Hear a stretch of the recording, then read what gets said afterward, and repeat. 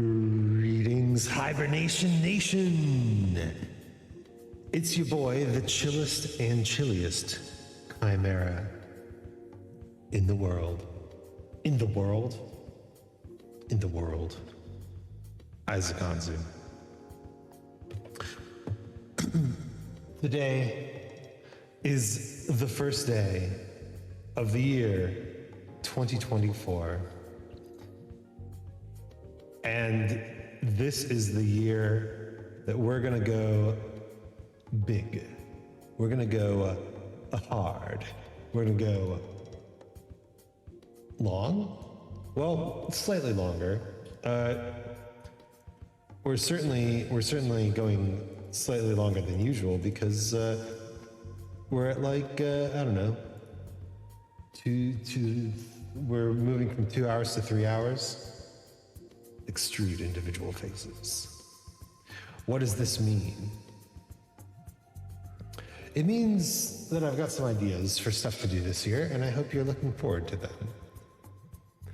But for now, I really need to finish this Blender tutorial. You see, we're so close to learning all the tools, and I've just been making this very silly shape in order to remember some of the things that you can do in edit mode. Let's see, extruding, beveling, insetting, loop cutting. I remember about quads, the knife, bisecting, poly build, spin, subdivide, smooth. Oh right, shrink and flatten. Shrink and fatten. A good one. Let's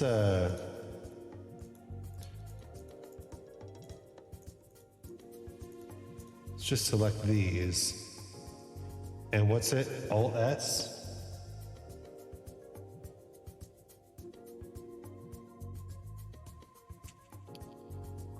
I love that. Whatever this shape is, I like it.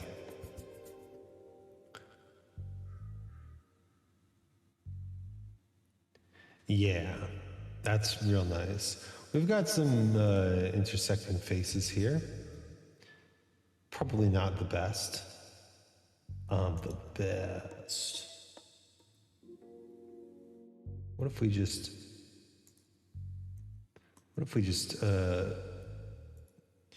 use the most basic of tools, the grab tool, and we've fixed it. It's like a gap there. We can also put one a little bit over.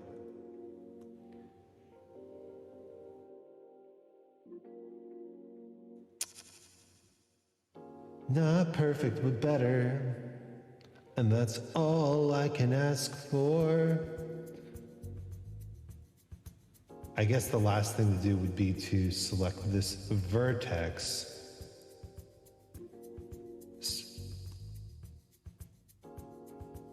Bring it up a little bit. Oh, we've got some intersecting faces here too, don't we? Oh no. Oh well, we're not too worried about it. Shrink and fatten, excellent. Good shit.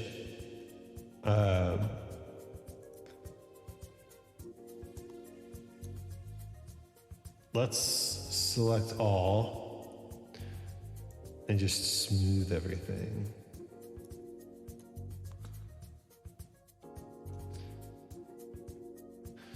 Now it looks like a creature that you might make in Spore. Spore.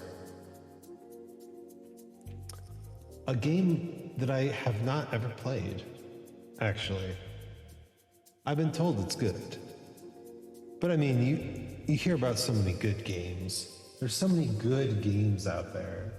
And how are you gonna do all of them? Oh right, the shear command. Kinda looks like a hand, doesn't it?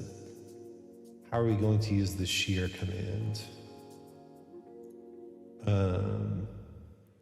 Shear. So let's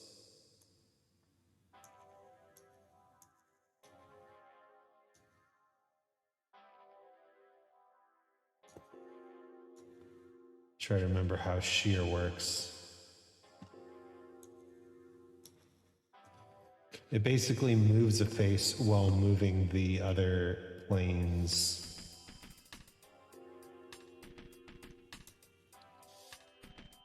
In the same plane.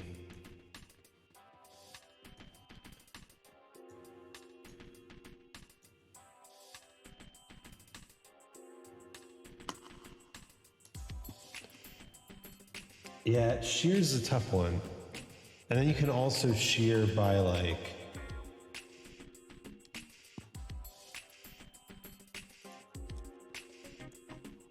'90s. Oh yeah, and there's poke faces. Let's poke a face. Poke a face, poke a face. Poke.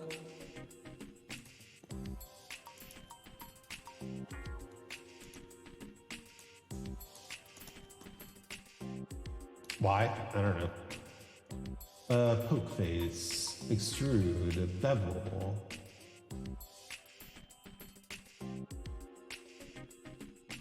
Okay, I think I've gone over all the tools that we've learned so far, so it's time to grab the next tool. This you can hold Alt like that and it will extend it, as you can see here.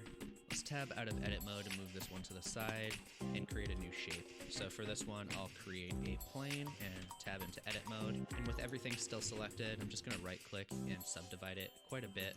I'll turn this up to something high, like 25. Oh, hold up. My cursor.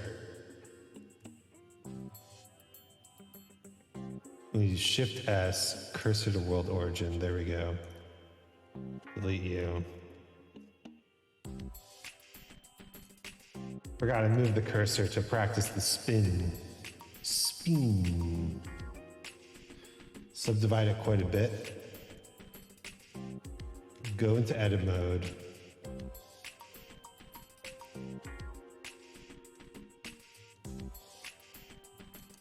There's got to be a...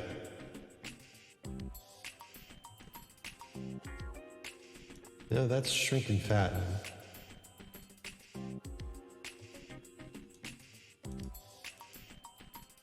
Subdivide it quite a bit.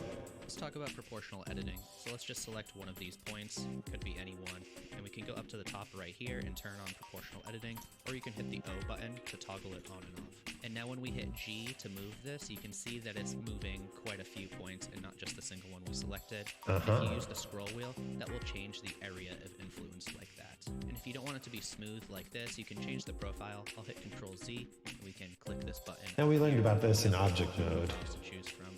So if you want it to be more like a bubble, you could choose a sphere, select one in the middle, and pull that up, and you can see it's more spherical, like a bubble would be. Let's try random. A lot, and I also used sharp a lot too. This would be oh, that's kind of cool. like a mountain shape or something like that. Yeah, instant mountains. There is linear, which is just going to be completely straight like that. Like a so cool. I like to work with as few points as I need, and then I'll add more as I need them. But if you are trying to work with a whole lot of points like this, then proportional editing is really useful. And don't forget that you can rotate and scale with this too to make some, spirally shapes. Just That's like really in object sick. Mode, we can also delete points in edit mode. So let's just select some of these points and press X. Okay. Let's undo.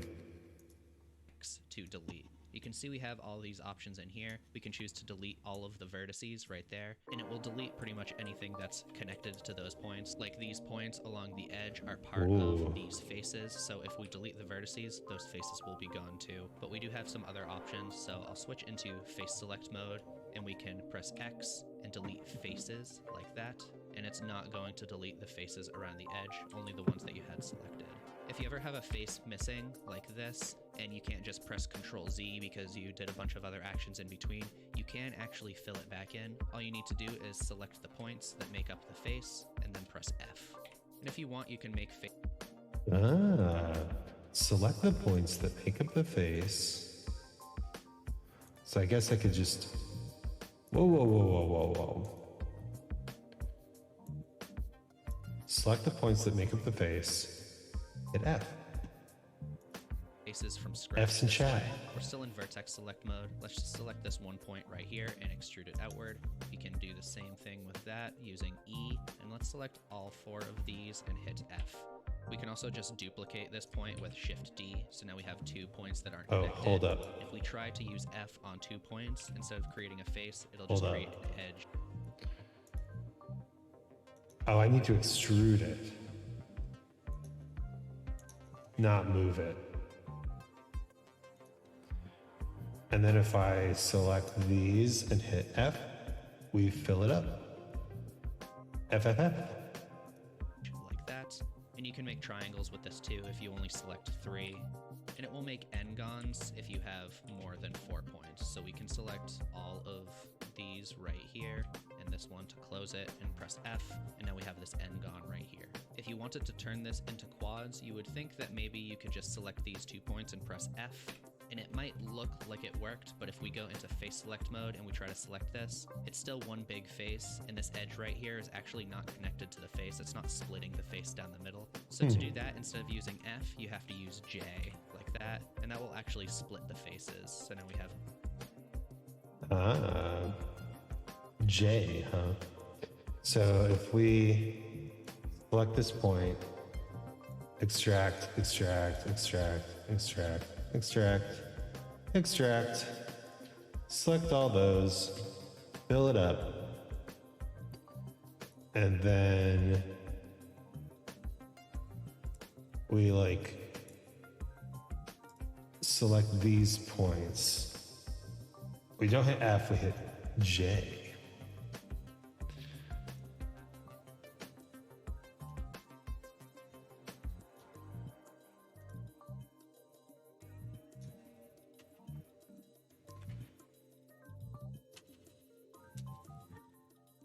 I guess that's still a quad, isn't it?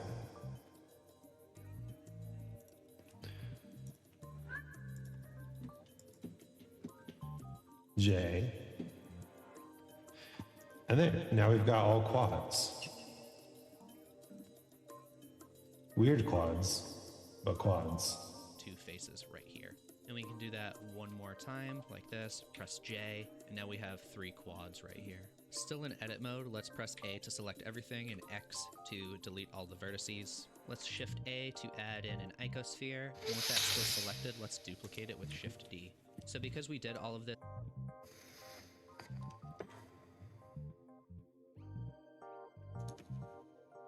What do you do? an icosphere, and with X to delete all the vertices. Let's Shift A to add in an icosphere, and with that still selected, let's duplicate it with Shift D. So because we did all of this in edit mode, when we tab out of edit mode, you can see these are both one single object, and if we move them around, they all move together. If we wanted to turn these into 2 separate objects, we can do that in edit mode. Just select the one that you want. So I'll go into X-ray mode, and I'll just Shift select until we actually have this whole thing selected. And then we can press P to separate it by select. Ah. Because I didn't select everything by just doing that. So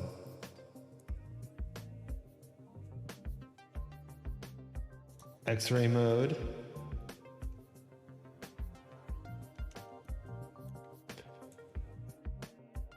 Shift select. Right here. You can also separate it by loose parts because you can see that these 2 are not connected, so that would also work. But we can hit P, choose selection, and then when we tab back into object mode, you can see now they're 2 different objects.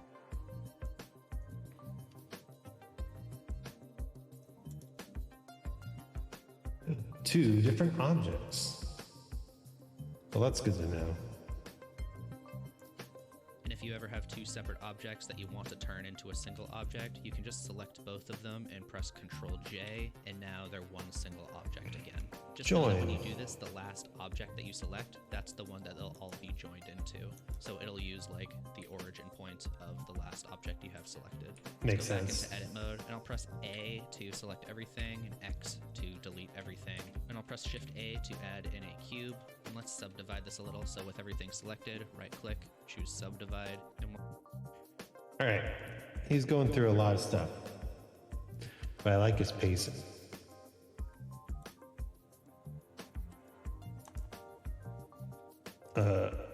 Right. Turn off X-ray mode.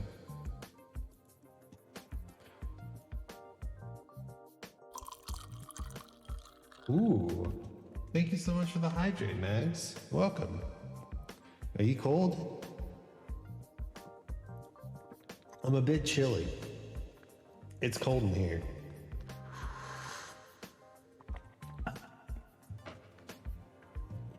But we're doing some blender. Blender!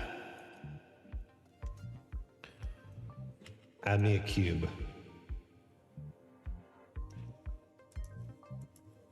Subdivide. I'll turn the number of cuts up quite a bit. So I mentioned before that you can select entire loops with Alt and left click like that. So this works for faces. It also works in edge select mode right here. And it does work in vertex select mode too. But there are a ton of other ways to select things in edit mode. A little bit of the cold here. Hope the blender stuff is being fun. I'm trying to finish this tutorial for real. We're so close.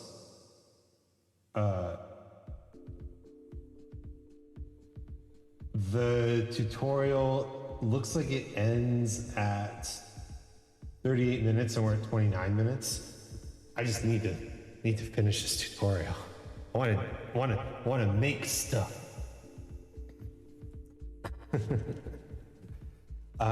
Sadly, it is not really that cold here in Berlin, which is why I've turned on the snow in the library so that it can be nice and chilly. I like bundling up. I like being cold.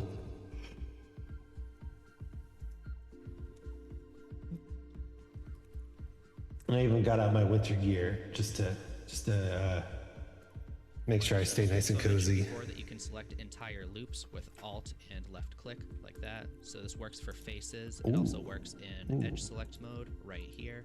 And it does work in vertex select mode too. But there are a ton of other ways to select things in edit mode. So I use box select a lot. You can just click and drag right here to see all of the other selection tools. I talked about these in the first video, so I'm not really gonna go over them a lot, but I use box select quite a bit. That's the default. You can just click and drag to use that. And if you press C, that'll go into circle select where you can then draw like this. And if you hold shift, that will start undoing faces. And Oh, I like scroll circle wheels will make select. the selection bigger or smaller. And when you're done, you can right click. Another one I use a lot is control and left click. So let's left click this one right here and then control left click over here and it will choose the shortest path. Control left click. Oh, nice. There's all sorts of makes in the blender. I'd say learning getting used to hotkeys and what some stuff does is the important stuff. Afterwards, it's just finding tutorials for random things you don't know how to do. Yeah, this is this tutorial. Double tap A to deselect all. Hey, that's pretty nice. Good to know. Yeah, this tutorial is just going through some really basic stuff. Circle select. See, that seems nice. Just select where the circle touches. And it doesn't do the unseen sides. Or does it? No, it doesn't. Nice. Middle mouse deselects with circle select. Oh, look at that. Or it's RMB. RMB. Ready my butt? I don't know. I'm just having fun selecting and deselecting now. RMB would be, oh, right mouse button would be getting out of circle select. Yes. Thank you for teaching me some quick acronyms. I'm such a baby in this program. That's okay. Right there. And We this all works start with as other things, babies. too. So we can select this, control left click, control left click. You can just keep control left clicking to create like a spiral like that. You can do this at an angle and it will try to find the shortest path right here. Another one I use a lot is L, so you can just hover over any of these faces and press L, and that's called select linked. So by default, it'll select everything that is connected. So if this is entirely selected, we can Shift D to duplicate it right here, and I'll press Alt A to deselect. And if we press L on this, you can see it selected this whole piece, this whole connected mesh, and this one's not selected because it's not connected. For example, if we press Shift A and add in Suzanne the monkey and bring her up here, the eyes are actually not connected to the rest of the head, so you can press L to select just the eyes like that. And then we can, do whatever we want with them. I guess a thing worth repeating that I mentioned in the first video is that we do have other pivot options. So if we scale these down, they're going to scale towards each other. But if we press period, we have all of these other options. Susie. You can also find those up here if you don't want to use the period shortcut. So I like to use individual origins a lot, and that just means that every disconnected part will have its own scaling point like this. Just make sure to turn it back to median point when you're done with it. He went right out of the circle select stuff without explaining how to deselect, which can be frustrating. Well, he's talked a little bit about how to deselect things earlier. It's just cool to see the eraser. I don't know. It feels like an eraser to me, doesn't it? Uh-oh.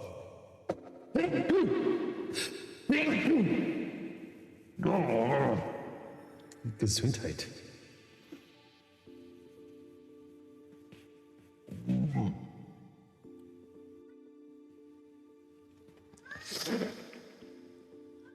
Just the eyes like that, and then we can, do whatever we want with them. I guess a thing worth repeating that I mentioned in the first video is that we do have other pivot options. So if we scale these down, they're going to scale towards each other. But if we press period, we have all of these other options. You can also find those up here if you don't want to use the period shortcut. So I like to use individual origins a lot, and that just means that every disconnected part will have its own scaling point like this. Just make sure to turn it back to median point when you're done with it. Yes, I remember this. And delete it with X. I'm going to add in 2 icospheres again. We can just Shift D to duplicate. All right, select everything with A, delete it with X. Add in icosphere, duplicate it with the D. Okay, that. Now let's talk about Shift if we want D. to punch a hole into an object. Let's just go into X-ray mode for this, and I'll press C to circle select. We'll just select a lot of these faces in the center, and because we're in X-ray mode, you can see that we actually selected faces on both sides right here. So with the faces selected, we can right-click and choose Bridge Faces right here, and that will connect the faces all the way through and cut this hole into it. And you can see that we have some options in this menu right here. So if we wanted to add some cuts, that will basically create edge loops all the way through. And you can use this twist option right here if you want. Bridge edge loops. That's cool.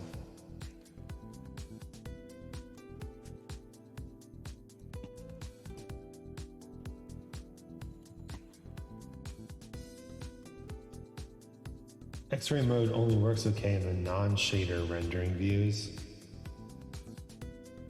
Yeah, that makes sense. This is just solid view. So I think this is what he's in.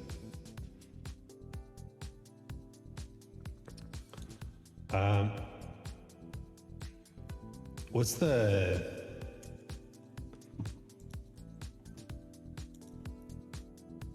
It's more important when you're back and forth between texturing and moving stuff around. Yeah, it makes sense, makes sense.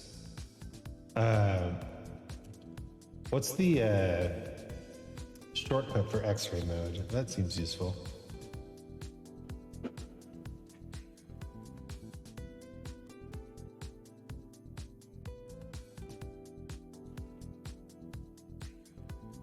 You hold down Shift S.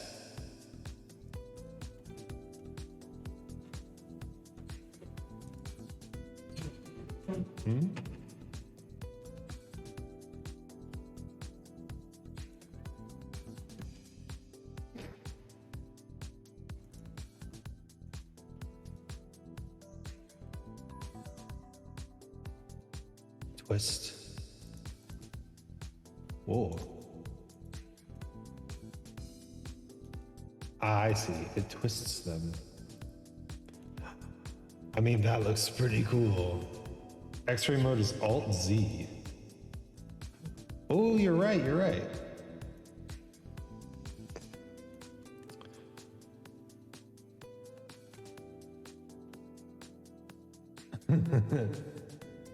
Dang, Blender Master in chat. Thanks, Mads. That is cool looking. To kind of spiral through. But this works better for some other shapes, so I'll just set it to 0. Why are you setting it to 0, man? All right. Let's bridge faces. Increase the number of cuts. And now our twist can be a little... Oh, no, no.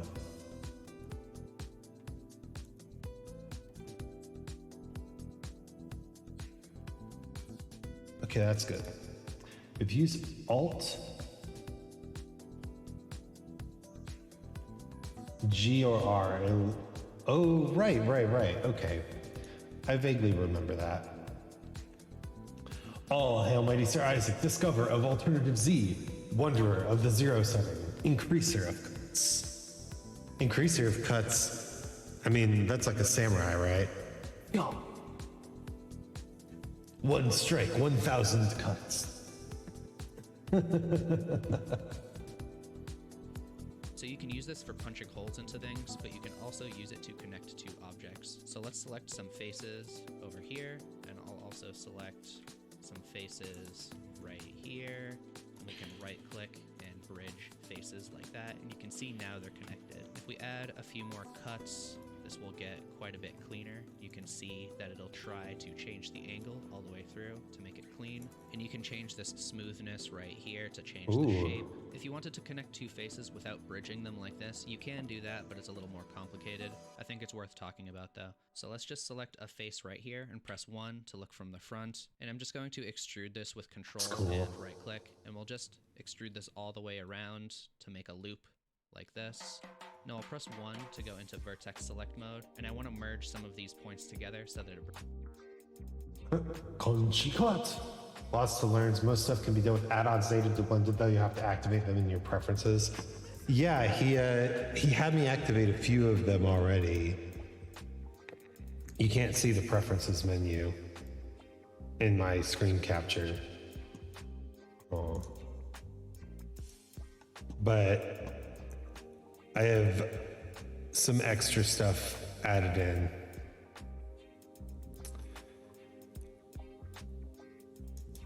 Is it? So if you're following the tutorial, the video does something and you repeat the same hotkeys but get a result or a different one, you may have to worry about add-on stuffs. Good to know. Yeah, he went over the add-ons he's using at the beginning, but I'm sure that there are tutorials that are like, oh yeah, just use these hotkeys without saying what add-ons they're using. I love this bridge faces. That's so cool. So cool looking. All right. Had to deal with that here there. right here and press 1 to look from the front. Eesh. And I'm just going to extrude this with Control and right click, and we'll just extrude this all the way around to make a loop like this. Okay, let's select this face and then Control right click to just extrude. Stopping the video, then scouring the comment sections to see if it was brought up. Legit. Oh, those comment sections. Always so vital when you're doing these sort of tutorial things. Now I'll press 1 to go into vertex select mode, and I want to merge some of these points together so that it bridges across. I'll connect this face and this face right here. I'll press 1 to go into vertex select mode, and I'll select this point and... Voice reverb. Uh, the reverb's still on from the karaoke. Thank you, Dolu. I did not mean that. The time has come for Isaac's rebirth. Yeah, we're rebirthing. I thought you were doing the reverb for shits and giggles. It's because it's so cold. Control RMB extruding is a bit time saving, but can be messy at times. Yeah, that makes sense. I've been told that the most important thing you can do in this is not just randomly do stuff. Try to use those hooks and stuff. Is this the latest version of Blender? This is 3.6.2. But welcome, Sacksmith. I'm doing good. It's a little cold in here. How are you? And this point right here. And if we press M, we get this merge option. So we can merge them at the center, Let's which is where merge. this gizmo is right here. But we have some other options like at first, at last. It'll pay attention to what order you're selecting them in and choose the first one or the last one. So I'll Oh, choose I see. at center. You can see now these two are merged up. I'll select this one Whoa. and this one right here. M to merge at center, and then this point and this point. M to merge at center. And now this is a completely connected loop. But if we go I did not do this correctly. Lurking, thank you for the silent support. Yeah, thank you for the lurk. Gotta head out. Gonna lurk for about an hour in BRB. Sick. 3.6 is cool. There's a new AI feature that reads your thoughts and creates what you know. Try Alt F4. Yeah, man. I've been around the internet for a bit. You're gonna have to try a little harder than that. You can download it through Steam to get auto updates. I don't know if they implemented updating on Blender from the site download. I definitely downloaded it through the site. I guess I can file, check for updates, edit, help, updates. Shit, got caught. Sorry, man. You're gonna have to work a little harder than that. This is what I wanted. to X-ray mode with Alt-Z and then face select, you'll see that we still have a face in the center right here that we have to delete. So we can just delete that with X, delete faces, and now we don't have any hidden interior faces like. Okay, that's what I was about to worry about. We need this interior face gone. Delete the face. I knows a little bit about, a little bit more about Blender than you do. Whoa. And there we go. A merged thing. Not the cleanest, but you know. Also, bottom news banner. May want to change Twitter to X. Heard that's a thing now. Oh, you're right.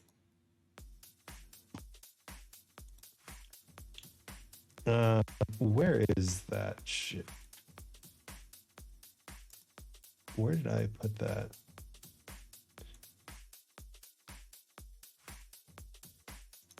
It's in here, isn't it? Yeah. Dang. Follow on Blue Sky. Who needs X?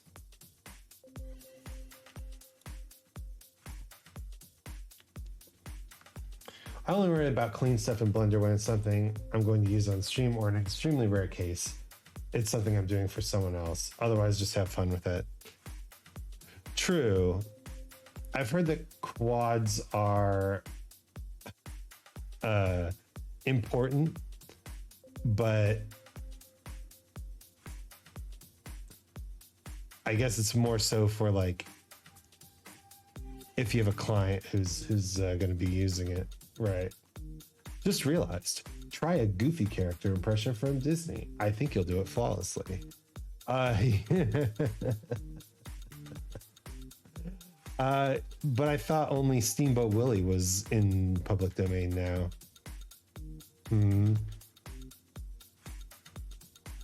It's funny people are messing around with Steamboat Willie because yeah, man, technically in public domain, but people are doing all sorts of weird stuff with it. But I wouldn't get a band hammer from the Disney gods just for a quick goofy impression, would I? Would I? Gosh, I hope not. Mickey? What the fuck? What the fuck? Gosh. I wouldn't get a band hammer for a little bit of... I need to listen to a clip of this guy. Quads are easier for game engines and stuff to compute down to tries. If you intend to do decent quality animation with 3D models, then you want good topology and all quads for the most part. Clipping me.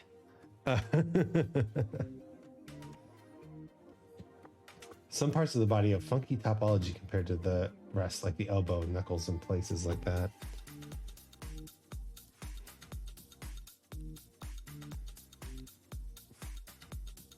Interesting. Yeah, I've heard that when it comes to animations, generally you can only bend on edges.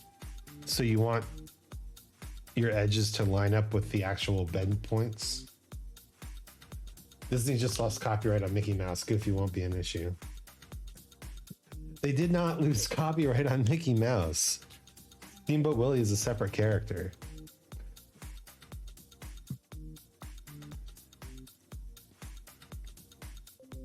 Ugh. So much misinformation going around about copyright these days. Look, it's good that things are entering the public domain.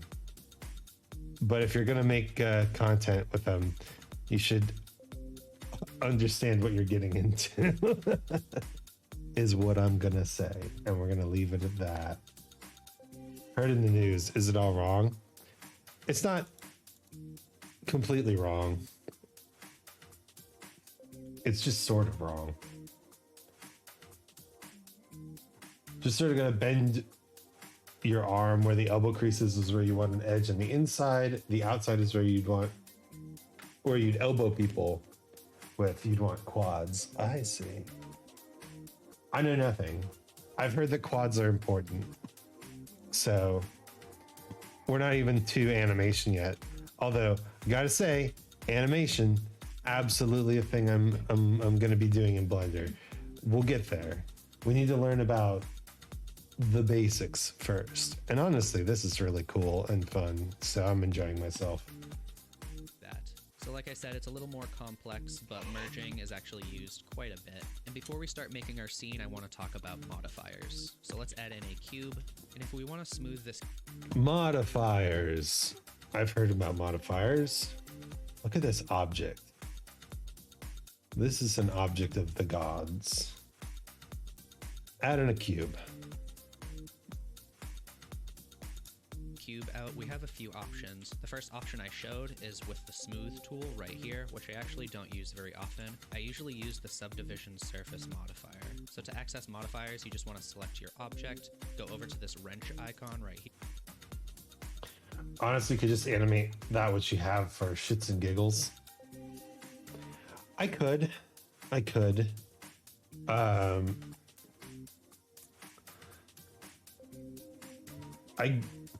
I feel like I don't have the aptitude to even control this program in the slightest yet. I'm taking it one step at a time. I'm baby. We're rebirthing. I'm rebirthed as a baby Blender user. We'll get there though. I know that Blender has some cool animation stuff. and I'm really excited to try it. Here it's called modifier properties. Modifier. And then you can add modifiers over here. So click this, go down to subdivision surface. You can see now that it added quite a few faces and it's starting to smooth our cube out. So we have different settings for the viewport and for when you render. So that means if we turn this one up right here, you're not actually going to notice a difference until we render it out. The nice thing about modifiers is that they're non-destructive, meaning if we go back into edit mode, you can see that our original cube is still right here, and this is just kind of like a filter that's on top of it. The subdivision surface modifier is kind of just like subdividing right here. After this shit, look up how to make an asset library in Blender. That way you can save everything you make moving forward as an easily accessible model library. Oh, that is absolutely something that I need to do. Let me see if he talks about this. See, he has animation stuff down here. We've gotta get to there. Write that down. I would firmly recommend it. Yeah, let's see. Blender asset library.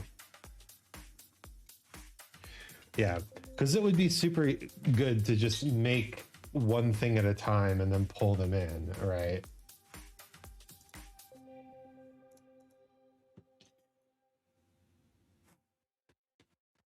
Look at this.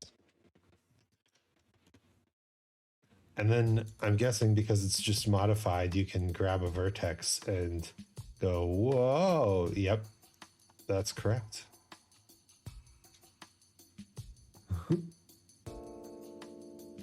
Shift A, mesh cube, Control 3.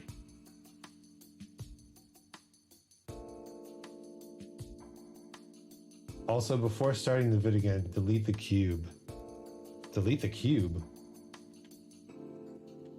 Out of edit mode. You're still in edit mode. Shift A, mesh, Control 3. Surface, cube, Control 3. Oh. That just adds the subdivision modifier, huh?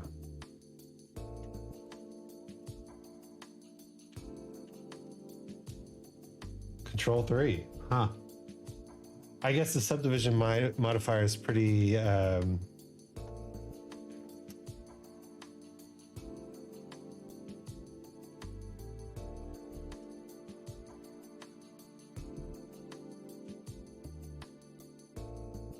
oh, I see.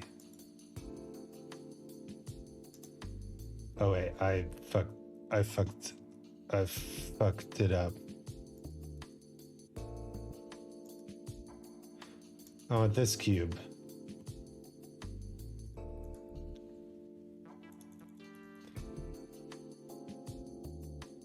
So you'll do Control 2.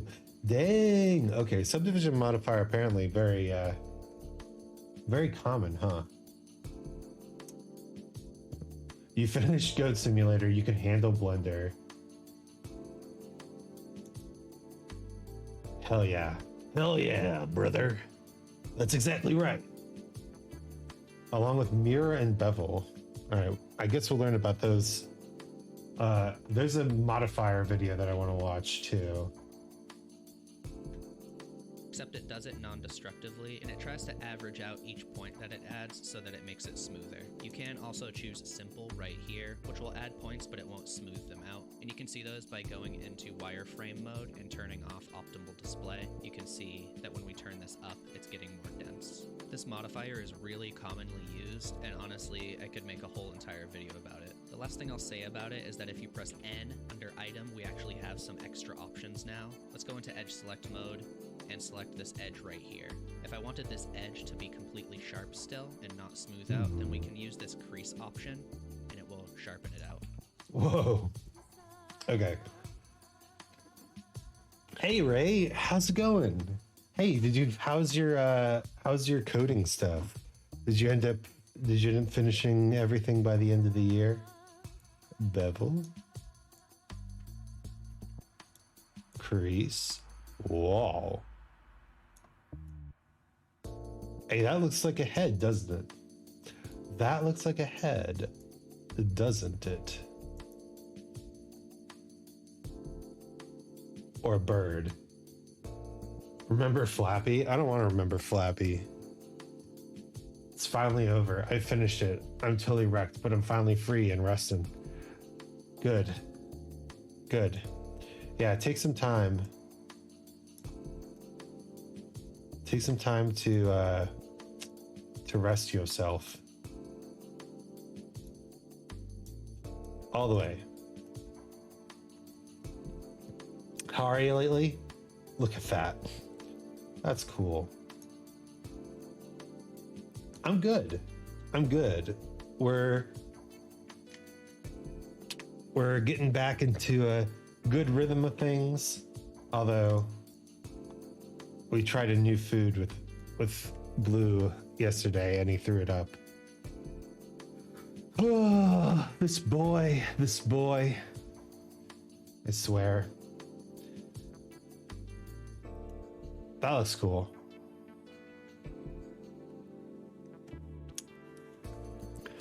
So, yeah, things are going good, I suppose. Let's crease this just a little bit. Give him a little bit of a forehead. Now it looks like a helmet.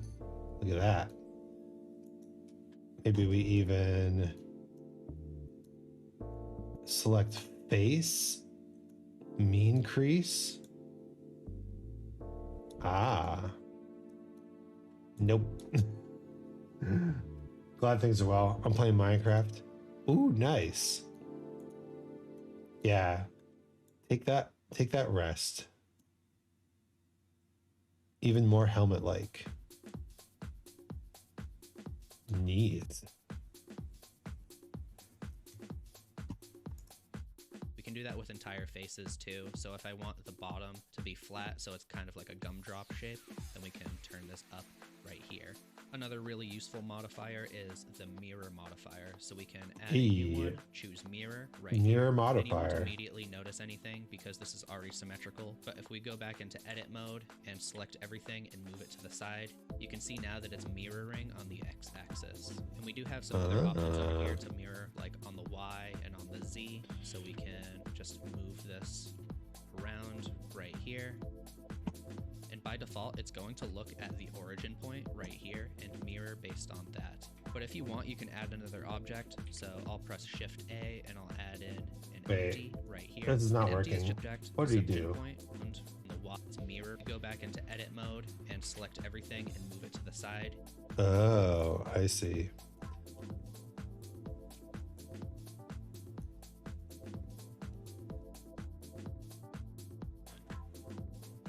Are you modeling a goat? No. No, we're not modeling a goat. There we go. We're learning about modeling. We're just doing a tutorial really at this point. Although it could be a goat, couldn't it? Kind of looks, I thought it was a helmet, but it kind of looks goatish. You can see now that it's mirroring on the x-axis. And we do have some other options over here to mirror, like on the y and on the z. So we can just move this around right here. And by default, it's going to look at the origin point right here and mirror based on that. But if you want, you can add another object. So I'll press Shift A and I'll add in an empty right here. An empty is just an object that you can't see when you render it out, and people like to use them for referencing and things like that. So if we want, we can use that as the mirror object. You can either select it by name, or you can click this eyedropper right here and select it from the outliner or from the viewport. How do I add an empty? He kind of missed that one.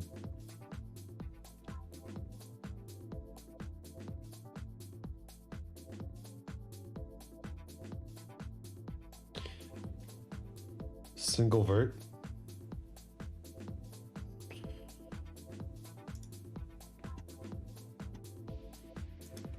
One moment.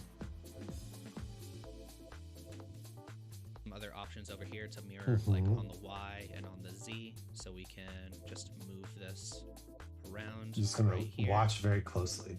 And by default, it's going to look at the origin point right here and mirror based on that. But if you want, you can add another object. So I'll press Shift A and I'll add in an empty right here.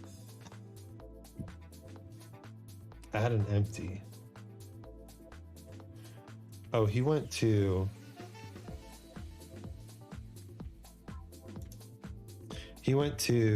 object mode. I see. An empty is just an object that you can't see when you render it out, and people like to use them for referencing and things like that. So if we want, we can use that as the mirror object. You can either select it by name, or you can click this eyedropper right here and select it from the outliner or from the viewport. And now we can move these in object mode, and it will just mirror based on where this is. And what's cool is you can actually rotate this too, which is... Ah, I see. Oh, that's convenient. Almost always stick with adding new meshes in object mode. These are the tips that I need to know.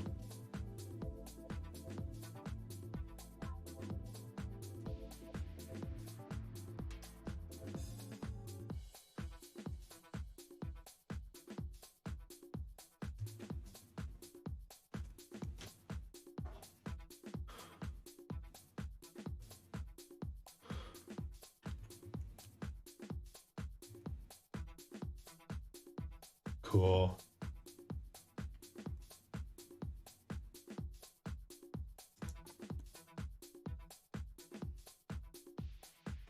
Empty is often used for things like arrays or even camera tracking. That makes sense. So you can set an empty at a particular point and then have the camera kind of glide there. I don't know what an array is yet, though. Is that a modifier? Array modifier? that you don't have otherwise. But let's just delete that and move it back to the center with Alt-G. If you want to be able to edit all of these individual faces that you can see, then you have to apply your modifiers. You can do that with this little arrow right here and choose Apply. You won't notice anything change visually, but if we tab back into edit mode, now we can actually select each individual face and do whatever we want with it. But it's important to know that if you have a whole bunch of modifiers right here, you have to apply them in order. This is easy to explain with a bevel modifier, so we can add a bevel modifier in right here, and we can click these arrows to minimize them. So first it's subdividing them, then it's mirroring, and then it's beveling. But if we... The array modifiers for making stuff like train tracks or even treads on a tire or tank. Ooh. Multiple uses for everything in their own ways. That is cool. Makes sense. All right, what do I want to bevel? I want to bevel the front. Bevel me! Oh, it bevels kind of everything, doesn't it? That's fine.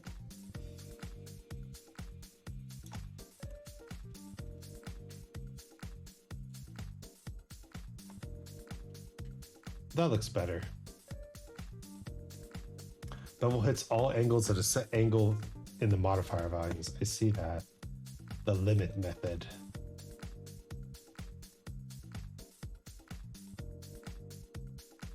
And if we set it to 33, it looks pretty good. Nice. Move the bevel to the top. Now the subdivision isn't working the same. So what's happening now is that it's beveling our cube first, and then it's trying to subdivide it. And because of these extra edges right here, it's not going to look as round. But if we subdivide first, then it's making it completely round, and then we can bevel it, and then the sharp part is going to bevel at the bottom. And if we apply the bevel, even though it's not at the very top, then it's going to act like the bevel was first. So just make sure that you're always applying things in order from top to bottom if you don't want them to change the way they look. Alright, let's select all of these with A, move them to their own collection with M, and then we can hide these ones too, and we can get started with our scene. I'll start simple and get more complicated as we go on. Let's make a crate, and we can start... Alright. I think that's enough. Using modifiers to get things done usually results in what is referred to as non-destructive modeling. Yeah, because you've still got the quads. Can't apply a modifier in edit mode, have to be in object mode. That makes sense.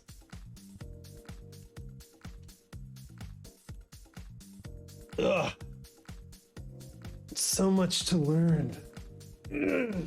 My brain is starting to leak a little bit. That said, it looks like we are finally done with the we're finally done with the first part of the tutorial.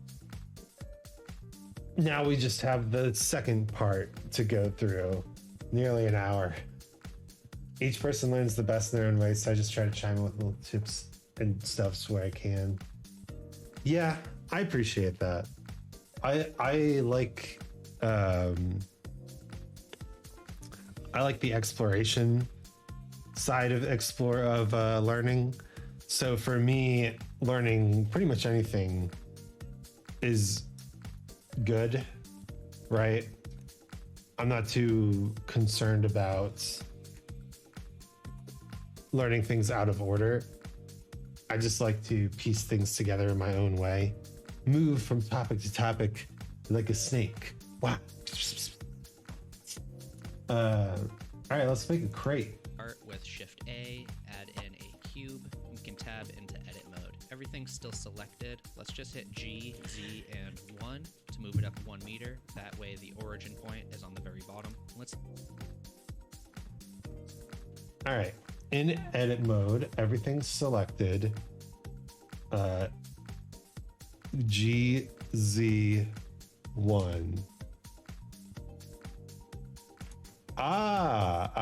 And if you move it in edit mode, the origin point doesn't change. Grant Abbott is how I learned a good bit while making stuffs. Grant Abbott, huh?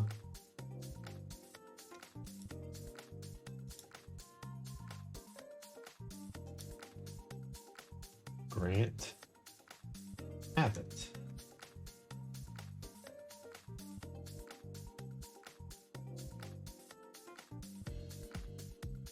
Games design and game art. Hello and welcome to this video series. Whoa! This course will be split into several. Chance. Hello. Ooh, Slay the Spire. Welcome, Raiders. Slay the Spire is unfair. Extra, extra, extra. Chance Nazumi's casting spells in the gaming realm, zapping through Slay the Spire with a clueless charm. From getting lost in Witchwood to braving darkest dungeon, they're a rat wizard on a wild ride. Yu-Gi-Oh! Duels, they've got cards up their sleeves. Monster hunting, they're addicted.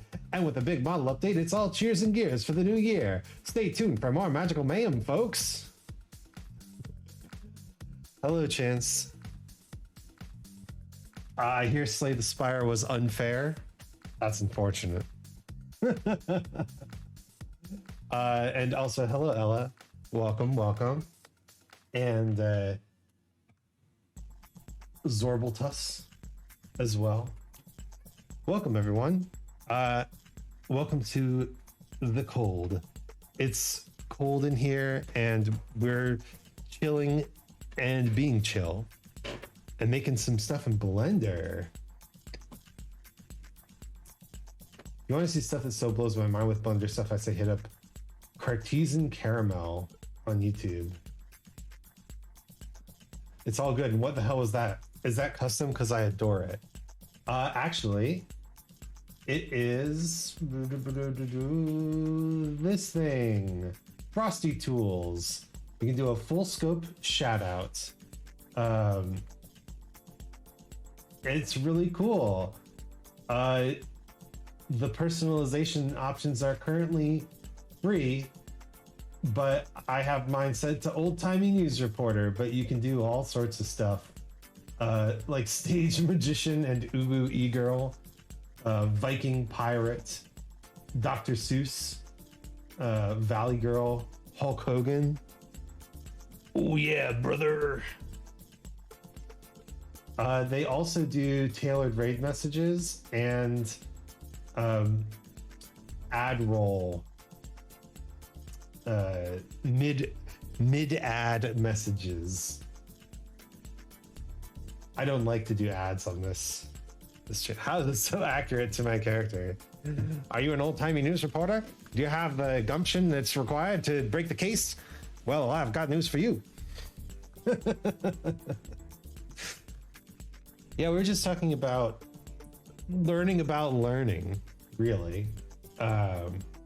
Slowly trying to work our way through this tutorial. Make a crate.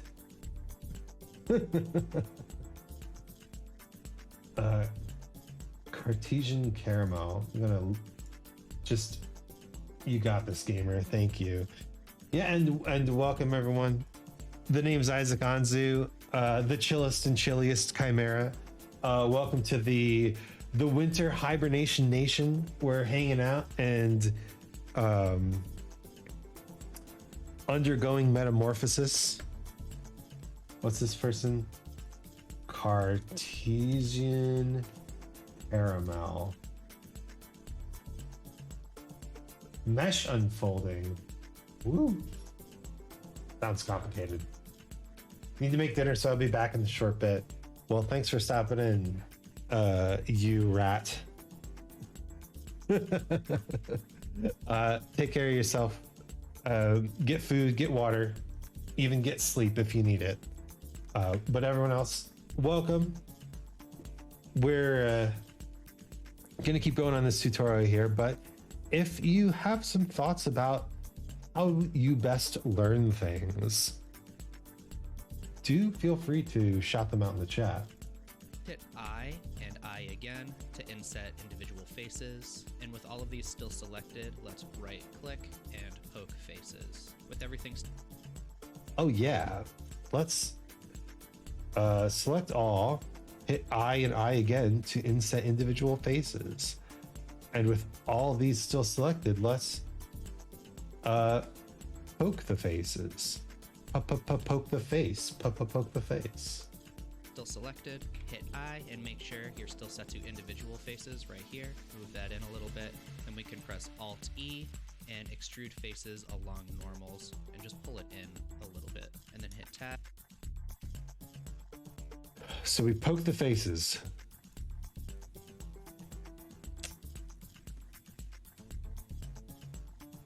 Nope. Inset individual faces.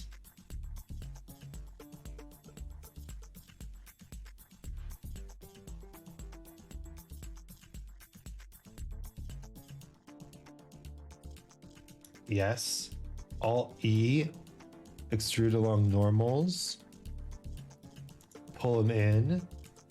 To go back into object mode, and here we have a simple crate. Now if you want to stay A simple organized, crate. you can name these too. So let's just select the object and hit F2, and we can name it crate. We're going to have a lot of objects, so having names is going to be pretty helpful. And let's just hide this for now with That's H. Let's crate. make the building next, and for that we can start with a cube also, so Shift A.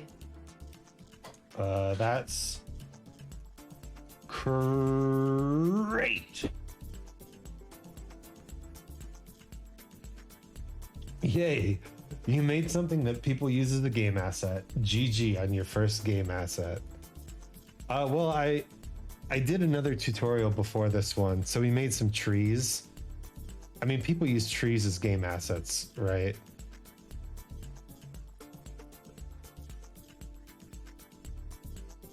Look at that. It's kind of beautiful, though. I like it.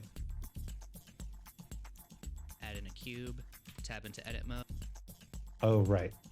Let's just hide this. We gotta make them pleasant trees. That's true. Everywhere you go, you must make pleasant trees. It's very important to remember.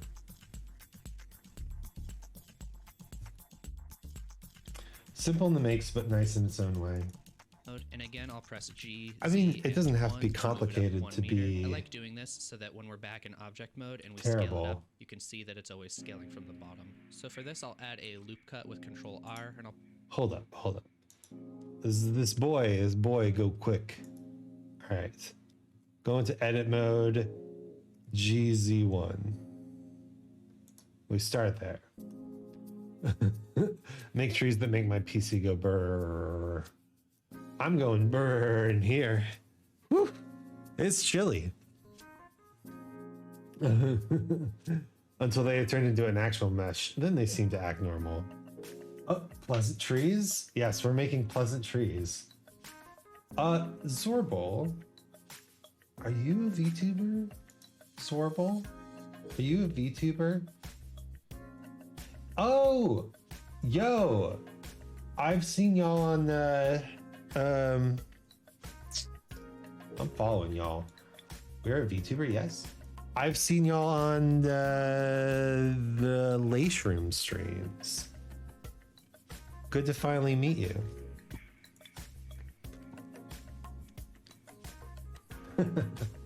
Speaking of pleasant trees. Honestly, I love that kind of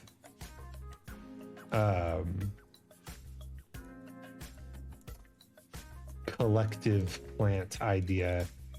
Like, we are all just one mushroom in the fifth. We are all just one fifth dimensional mushroom, right? From a timeline perspective, you think about the Tralfamadorians from Slaughterhouse 5, and they say that humans look like big long centipedes because they see us in the fourth dimension, where they see our entire timeline spread out, right? But if you think about it, all of those centipedes branch off of another human. So really, the Tralfamadorians see all of humanity as just this big branching tree where there are just certain branches that are experiencing the present at any given time. We are all the same mushroom. Ooh, we making boxes, baby! How's Blender going? We finally made it through the goddamn wilderness.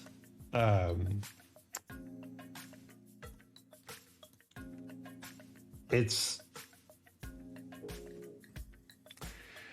the tutorial section of the tutorial is over. Now we're learning how to apply some of these tools and make objects. Lately, I'm planning to cover a song for my Valentine's special I've been practicing. Ooh, nice. Let me know if you need another set of ears on the mixing and mastering process. I'd be happy to help. I've been looking for someone to see. Okay, the problem is I'm getting pretty good at mixing and mastering, and I'm looking for someone to listen to my mixes and masters and give me feedback, or actually do an alternate master for them. The problem is you kind of have to find someone who's better than you, and the better you get, the fewer people are better than you. I guess eventually you don't have to get people who are better than you because you're just good, but I'm not quite there yet. I do have one friend, Emo Ace, very, very good mixer, very, very good musician. I need to get him to listen to some of my stuff. Oh, I have heard of them. We work to be pleasant, and we are certainly a tree. Well, welcome. Glad to finally make the connection, which is not even like a physical connection. It's just me realizing that I already knew someone that I knew. So you're telling me we're all massive human centipedes. Not only are we massive human centipedes, but we are a like centipede king right? You know the concept of a rat king, where all the tails get tangled together, and then they just kind of live as the rat king. We are the centipede king. Put it right in the middle and right click so it stays in the very center. All right, let's add a loop cut. What's the Control R? Control R for really cool.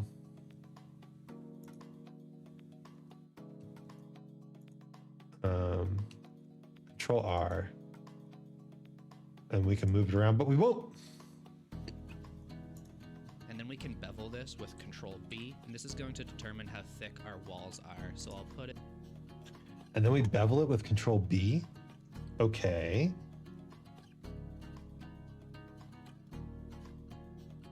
Why does his look? Oh, I see. My bevel was still set. Yuck. I want some nice walls. It maybe right about here. I'll press Control R again to add another one in the center. Right click and Control B to bevel that one also. This is going to be our window. After left clicking, I think Okay. So Control R, click, Control B. Whoa, whoa, whoa, whoa, whoa, whoa. A nice little window.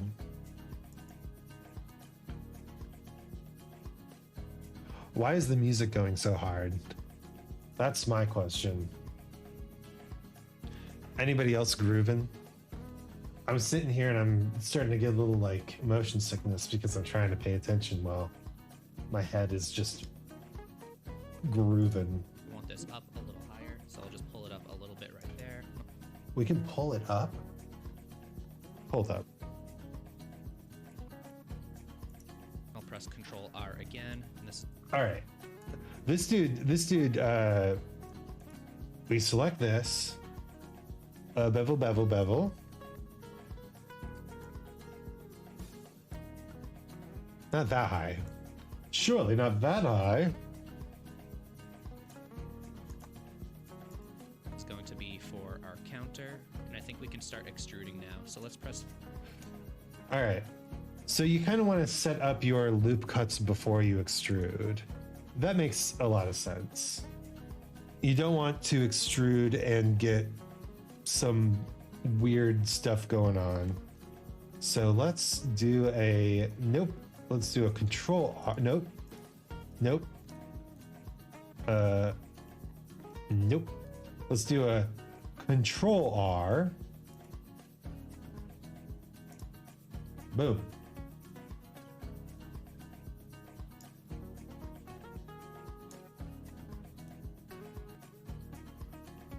Dang, that's cool. So you can just move it. I love that.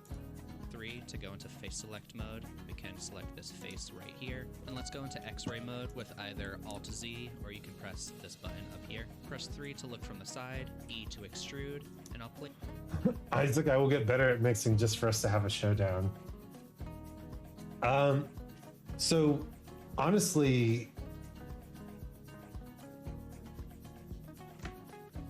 it's not a bad idea, especially because what you can do is you can mix your own song and then have someone else do an alternate mix of it, and you'll hear kind of the things they did differently or the things that you could add. And mixing, of course, is just really EQ and balancing and maybe some mild saturation to add intensity in certain frequency areas. So you can really get someone else's opinion on your track and how they would do it, right? It's kind of cool. Excuse me. Place it right about here. That's how deep our counter is going to be. E to extrude one more time, and this is going to be the rest of our room. And now Alt Z to exit X-ray mode. Now if we want, we can select this inside face, look from the side again, Alt Z and E to extrude downward, and this is just going to be for our floor. It's starting to come together. Let's select some of the face. Okay. Let's select this face, E to extrude, counter depth, E to extrude again, room depth,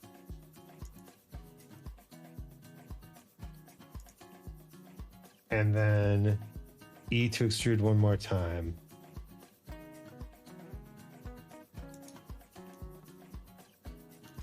Alt-C. Yo, it's a little shop. This is on the front, so I'll left click and hold control and keep left clicking. This will choose the shortest path like this. And I also want to select the counter piece right here, and we can E to extrude that out just a little bit. And then I'll select just the counter and extrude that out just a little bit further. Ah, okay. So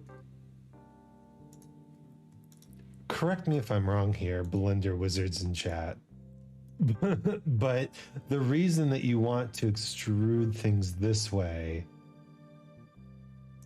is because it continues to make just quads, right? All of these are quads, but if I were to say like extrude just the counter, we would suddenly have an n-gon here. I kind of get I want it. to add some trim around the outside, so let's add another loop cut with Control R. Control R. Down here. And I'll bring it down right about here. Switch to face select mode by pressing 3, and then we can Alt and left click, and that will just select the loop going all the way around. We can press Alt E and extrude faces along normals. And let's hold shift while we move this out so it doesn't extrude as fast. And then with this option down here, we can choose offset even. Now the edges won't be nearly as round. Got it. Okay. I remember how to do this. Finally got 2 sniffer eggs. Yippee! You know what I don't have? I don't have a Yippee Isaac.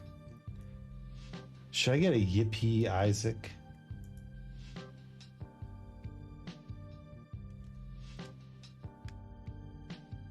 Just a nice little thing, offset even. Want me to make one?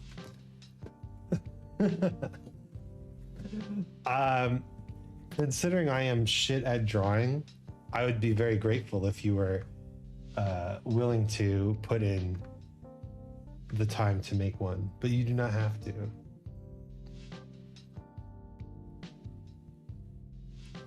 Man, I can't wait until I have a 3D model, because then I can stop being dumb in Photoshop and I can, or in GIMP really.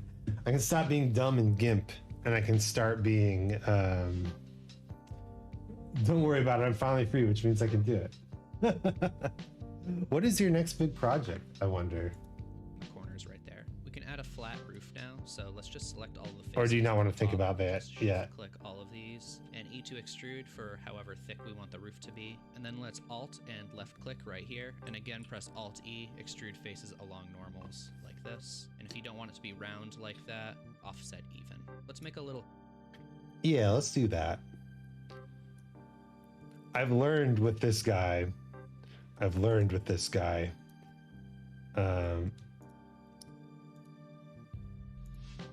You've got to wait until he's done talking. Otherwise, he is going to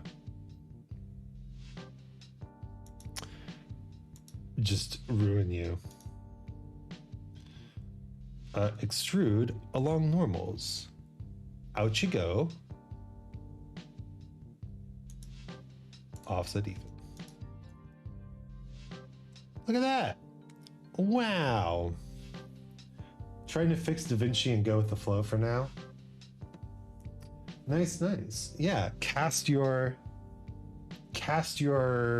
interests across the land and see what they come up with. You can finally be a right simp. here. What does First, that I'll add a mean? loop cut with Control R right about here. Press 3 to go into face select mode. We can just extrude this out with E. Let's go into edge select mode.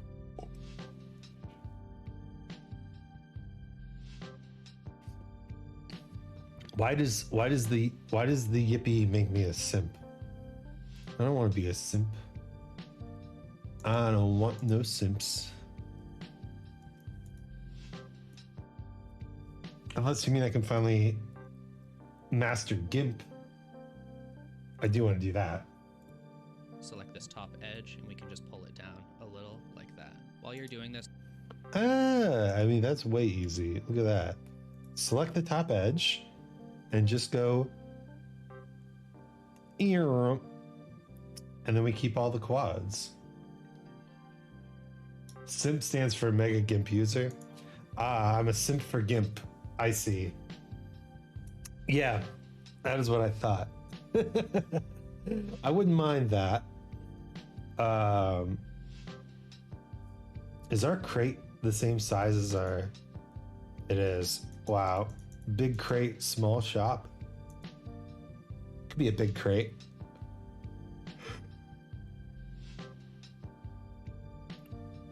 Or just a really small shop. Yeah, one of my favorite YouTube channels is called Tantacruel, and he makes videos about music stuff. But more recently, he's been making videos about user interfaces in music stuff and how shit the music interface is in Sibelius and how shit the music interface was in Audacity. Well, he made these incredible videos, and the creators of MuseScore and Audacity reached out to him, and now he is redesigning those programs to work and function better. And he just made a short video about GIMP, and that gives me great hope that he will be asked once again to lend his skills to improving the user interface of GIMP. Because gosh darn it, some of these boss programs are really unintuitive. Really unintuitive. This is why I spend so much time on tutorials, because I like using free and open source software. And hot damn, you need like hours of tutorials to just use the dang things. Anyway, look upon my works and tremble, mortals. don't forget to save with Control S. Let's make I'm an one window on the LMMS side right here. user. LMMS. Oh, free open source multi-platform DAW. Yo, that's pretty sick. You know, I'm kind of deep into the Ableton Live grind set at this point. I'm just glad that I have a lifetime license. I mean, it's for an old version, so I do have to upgrade it. But LMMS does sound cool. Welcome back, Chance. Look at how far we've come. We have a little thing here. Incredible. You're doing this, don't forget to save with this top edge, and we can just pull it down a little like that. While you're doing this, don't forget to save with Control S. Let's make I'm one saving. window on the side right here. I'll decide where I want to put the window on the side with another loop cut with Control R right there, and we can Control B to bevel it. Make sure you're in face select mode, and you can just select that one face right here. Extrude. That's where I made my songs to, and so far I like it. Nice. Progress poggies. Yeah, slow and steady progress poggers. Bevel that face. That out with E. inset and left click when it's as thick as you want it to be. And then we can press E to extrude it in just a little bit right there. With this, Yo, that's cool. Okay, so we do, what is this? I to inset. No, first we extrude a little bit, I to inset, and then extrude in.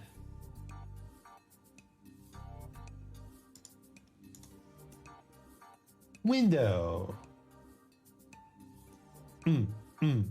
Oh yeah, it's a window to the wall.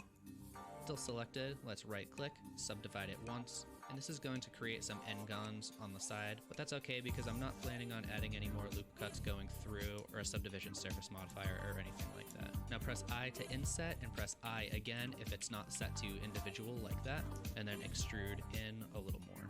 Press tab to go back into object. Oh, dang. Okay, well, that looks good. So we select these, inset individual faces, and then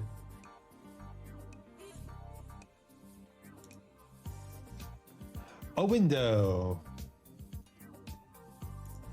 Mode, and here we have our basic building. I'm going to move this to the side over here so that when we add new objects, they still appear in the center of our world at our 3D cursor, and I'll make a cache register next. If you ever want to use reference photos, it's really easy to bring them into Blender. I have some reference photos right here that I just found on Google Images. Some of them are JPEG, some are PNG, and some are WebP, and all of these are compatible.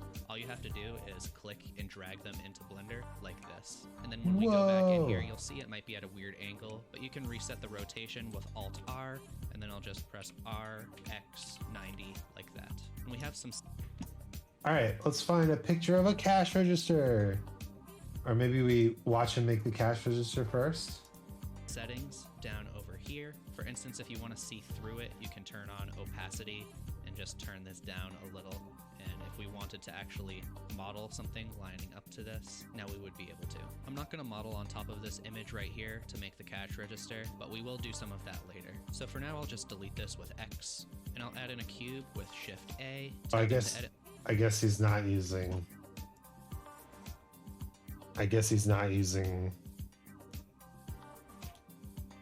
the picture.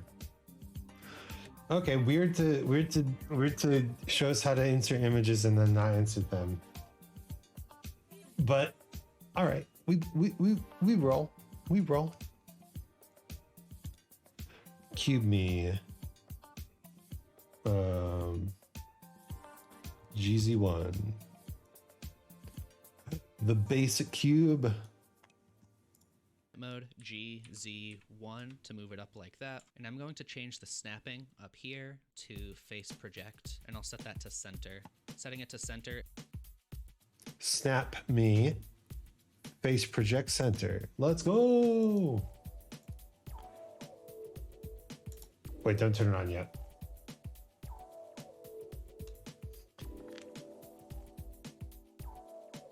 You know, I thought that this would go faster, but we've only gotten through 5 minutes of this tutorial. It's been half an hour since we got to the last tool.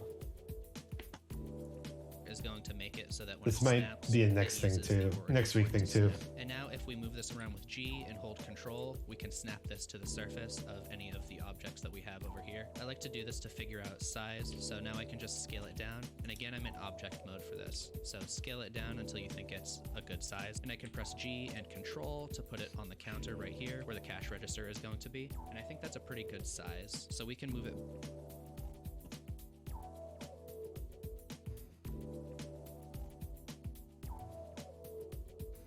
A good cash register size? Yeah, looks like it. Back to the middle with Alt-G, and let's apply the scale with Control-A. Now we can tab into edit mode, and we can get started with the model.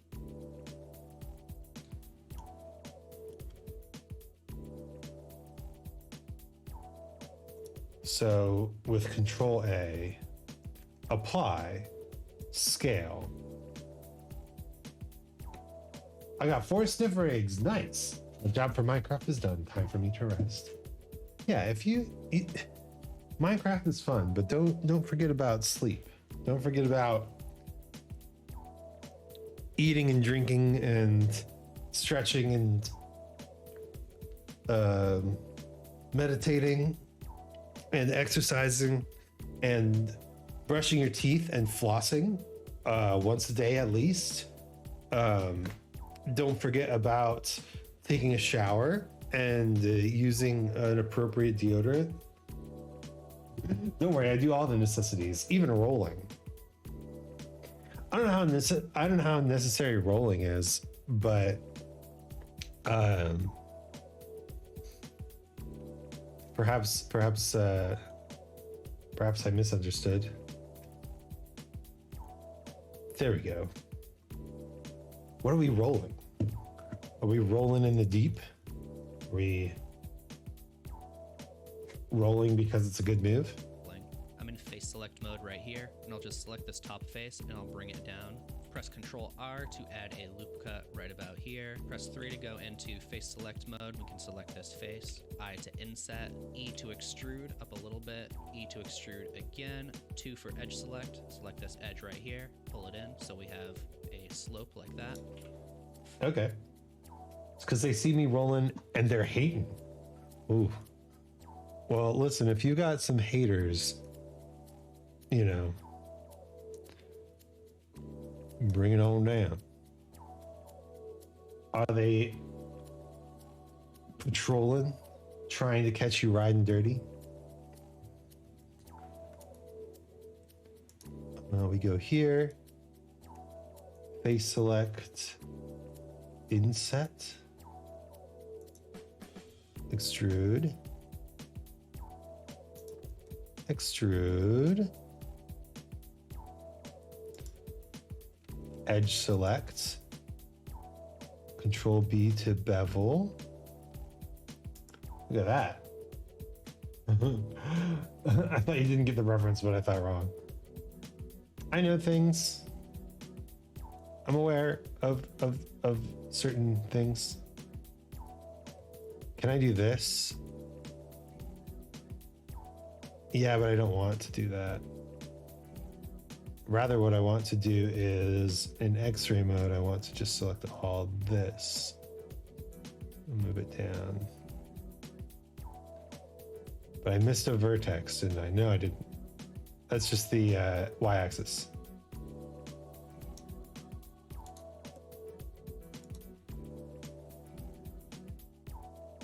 So the cash register to you? Do be white and nerdy. Yeah. Same. And I do love that song. I order all my sandwiches with mayonnaise. I can't deny it.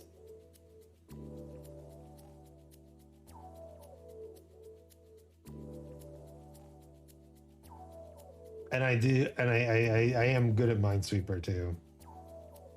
But I'll be honest, Minesweeper is a little boring after a while. Because it's just, you know, you start and you click a random spot. And then it's a bunch of math. And in the end, you either get it or you have a 50-50 chance of getting it. Minesweeper, not all that. Here, we can even like Minesweeper online. Play me a game of Minesweeper. Start a new game. Look. Minesweeper. 2, 3. Okay, see. It's just math. Just math. Just math.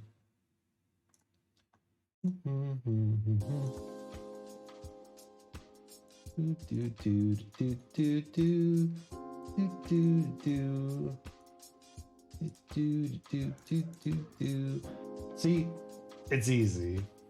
Honestly, I don't know how Minesweeper works.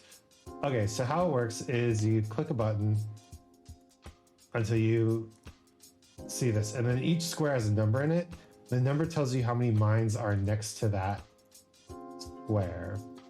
So basically then you just gotta do some math Like, it's such an easy game.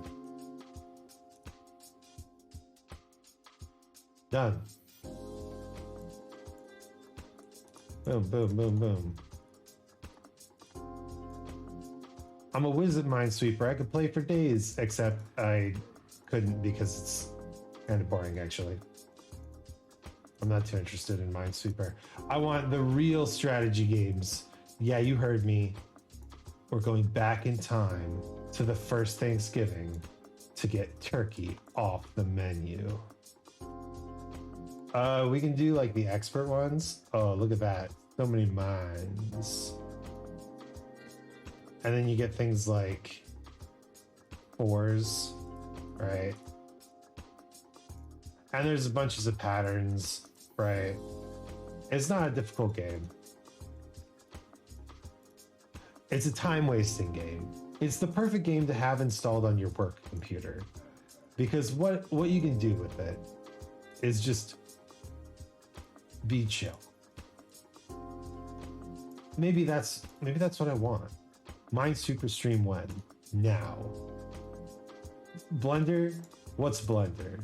We're getting distracted. What is Blender? We don't need no stinking Blender in this Blender. We're here to get distracted from Blender. We're here to fight the good fight, right wrongs, be a hero. Just for one day. And of course, as you get higher up in the difficulty, the density of mines increases, which is why you have like 4s, 5s, 6s, whatever.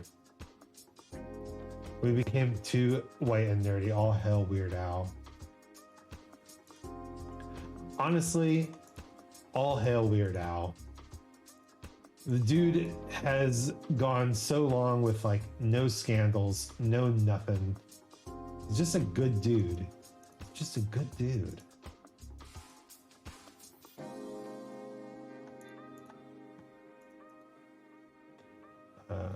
This is one, this is one, this is one.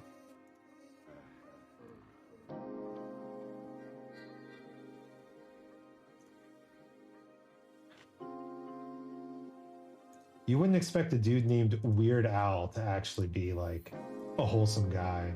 He's a good weird dude, and that I respect. Yeah, man, for real. All right. So as you can see, this is a 4. There's 3 already here. So that means one of these 2 has to be a mine. But both of them can't both be a mine, right? This 3 only has 1 next to it. And if only one of these is a mine, then this has to be a mine, right? It's just math. It's just a little logic game for fun.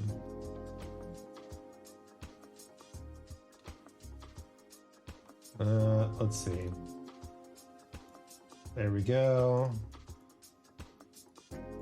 The perfect game to put on your computer when you are working a boring ass office job.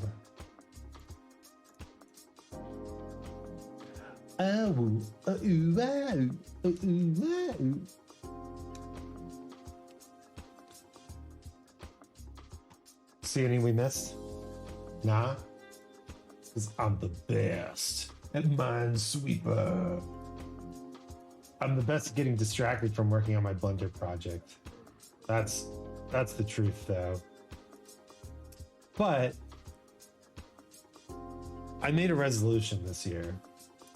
I can talk about it. My resolution is that I'm going to go with the flow more. Oh. I instantly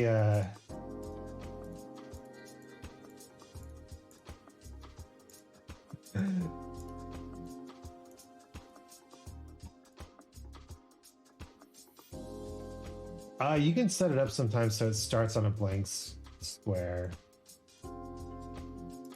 Like it won't actually randomize the board until you hit a square. Here's a good one. Of course, as soon as I start talking about something else, I get distracted from Minesweeper too. Because that's how we roll. But my goal this year is to connect more with my audience, right? When I was just chilling here doing my own thing, it was fine. I could just hang out and do whatever. But I'm starting to realize that people actually do come here to talk to me. What a fucking concept. So what I would like to do is start to spend more time connecting. For me, I need to keep expanding empires and making more friends. Yeah, it's the social media process, right? No matter what you actually want to do, you end up having to play into the algorithm at least a little bit. That's one. That's not one. Can you see the Minesweeper potential here though? Let's see what's happening.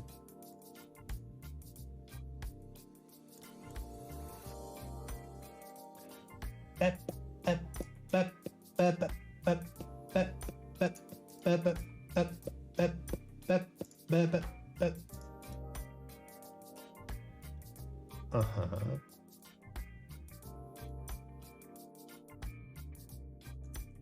You're starting to understand. You're starting to see the patterns.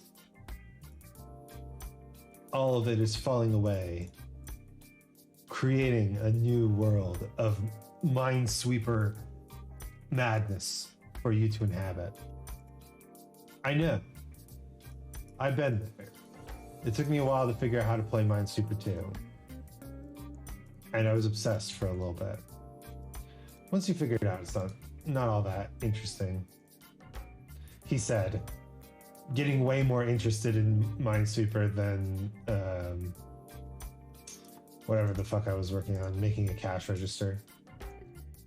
Yeah, I want to connect more with the community because I'm starting to realize that people like, hanging out. People want that chill vibe. And so we are here to provide only the chillest of vibes. Oh yeah, chill vibe, motherfucker. Jamming to the beat with my feet, and in the heat I keep on riding, pumping and flying. Everybody wants to know if I got the flow, and I do. It's true. And there's nothing left for me to do but keep on, keep it on, keep on, keep on, keep it on. Oh yeah, oh yeah.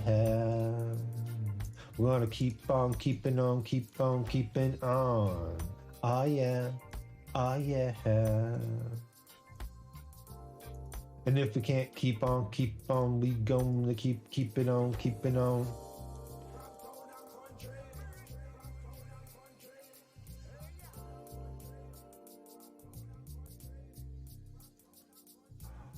Yeah, see, it's just like little logic puzzles, but it's kind of addicting. Isaac do be having the flow, makes me want to practice my own flow too, just haven't practiced. Honestly, the hardest part is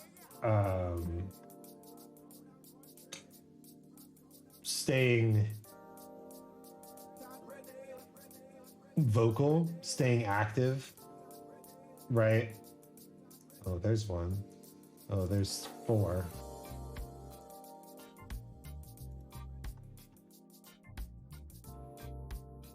Because your brain naturally wants to freeze up. See, like, look, we've got a good amount. There's a 3 there. Another 2. That has to be a 1. 1, 2, 3, 4. 1, 2, 3, 4. Speaking of practice, all I've been doing is singing the same song every day before I record and cover the song. Yeah. That's a good way to do it, honestly.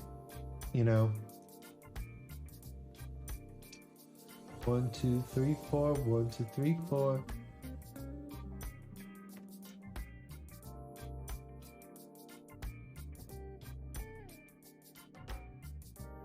But then see, you get into positions like this where, okay, so this is 3, this is 4, so this has to be 1, which means these two can't be 1, which means this is 1. Okay, there we go.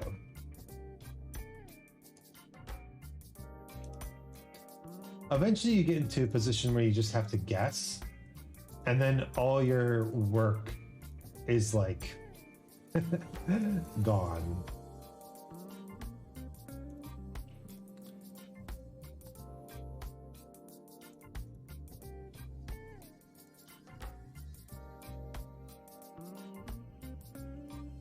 One, 3.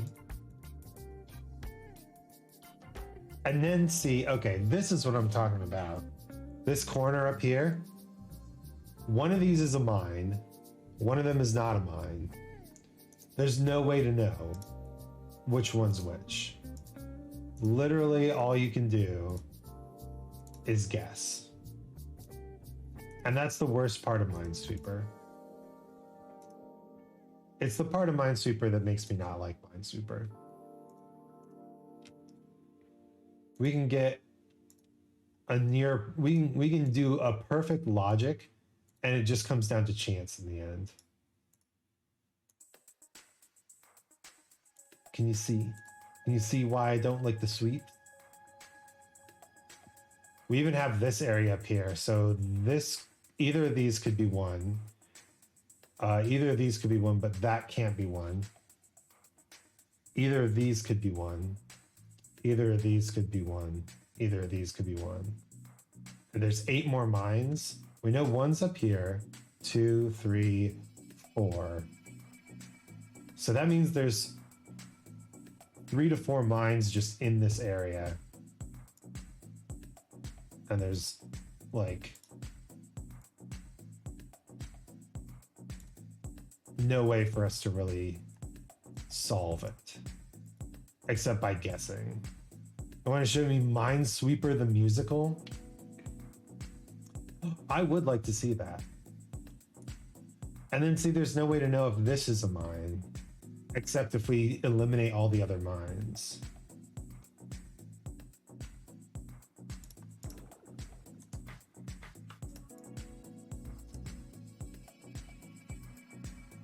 So silly. We have another stupid one here.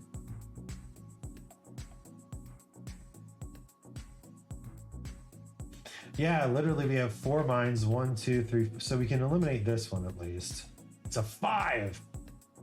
But now we have the dumbest thing. I guess I know this one is a mine. This one has to be a mine. And I guess this one has to be one. Yeah. So we're down to 1 mine, and it's a 50-50 chance. I'm just gonna zoom in as much as I can.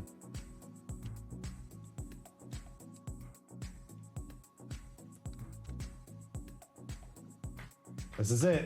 One of these two. Hey. Okay, bye. back to a caches, sir. 3 for face select. Select this face right here. E to extrude. And I want there to be a little panel up here. So let's add a loop cut with Control R and Control B to bevel. Control R. All right. Let's lower this down. Extrude. Looks nice. Control R. Add a loop cut here. Bevel that shit.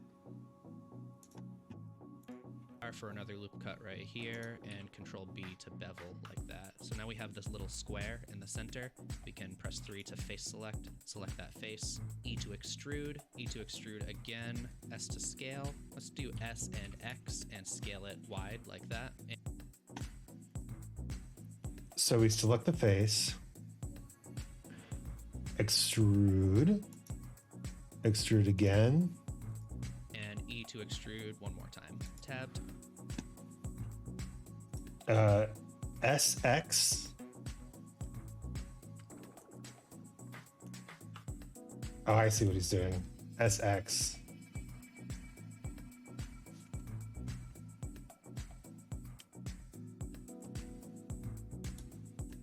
And then E to extrude again. Boom. To go back into object mode, and here we have a simple cash register. We can just move this into place with G and Control, and we can set it down on the counter over here. I guess I need to rotate mine. So RZ 180. Oh, fuck.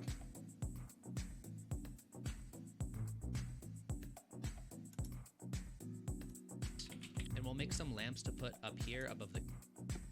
Yeah, well, make sure you're in the right program. RZ 180.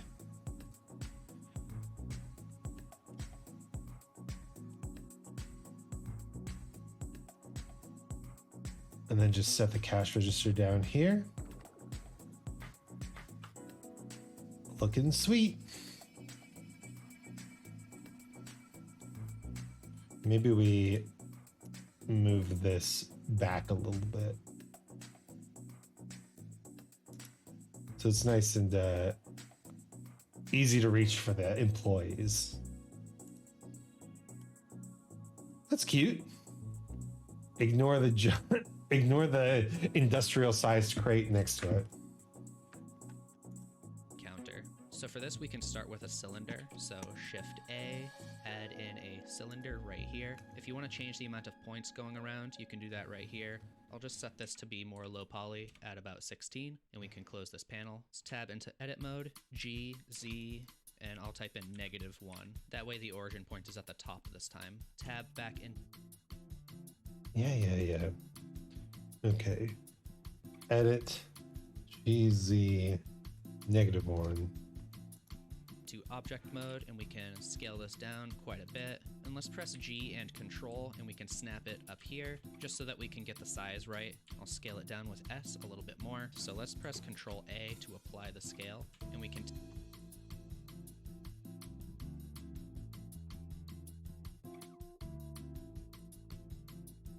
Scale it down.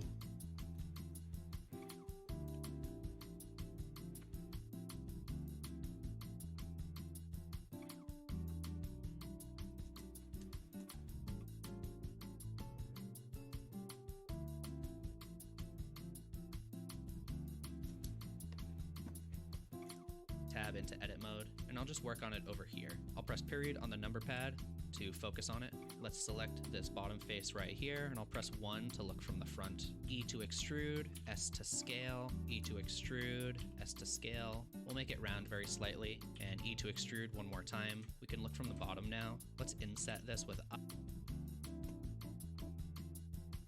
And then we want to do, so we have it where we want it. Control A to apply the scale. Back in the edit mode.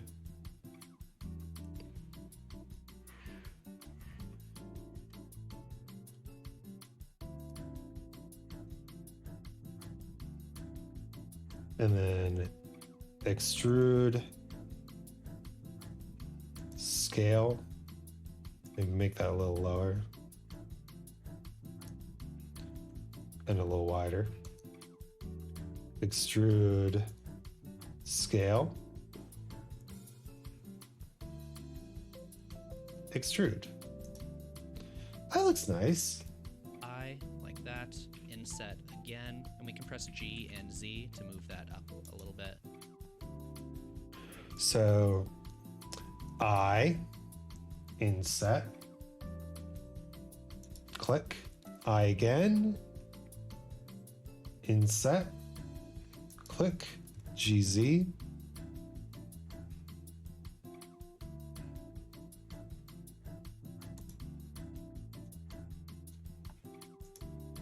I to inset, this will be for like the light bulb area, E to extrude, and let's bevel this edge with Control B, like that. I think that All right. I to inset. I to inset. Gotta start at the right spot. E to extrude. And control B to bevel.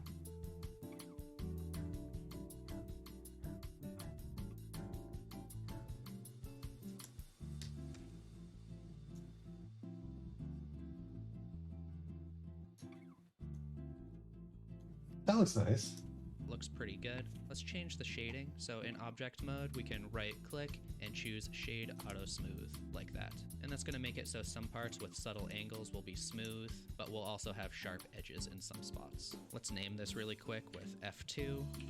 And I want 3 of these, so I'll press 1 to look from the front and Oh yeah, let's name these things. F2, cash register. F2, lamp.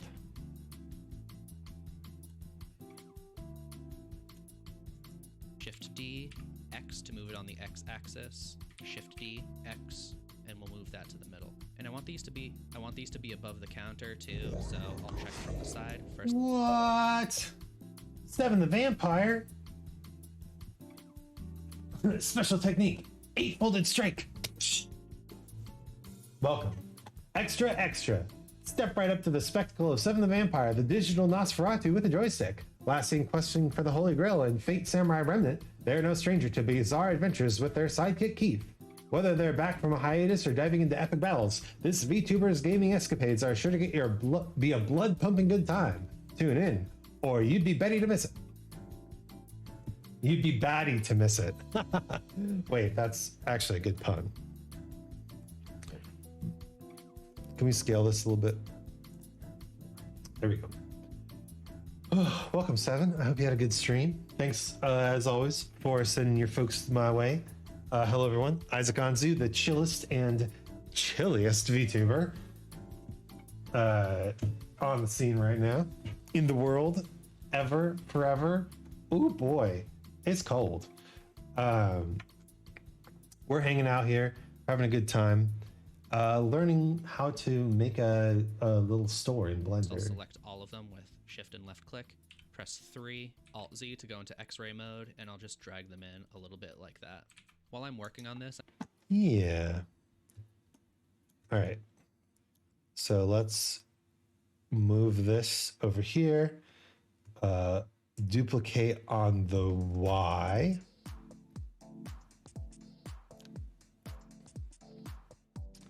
Yeah, like there, and then duplicate on the Y. On the Y.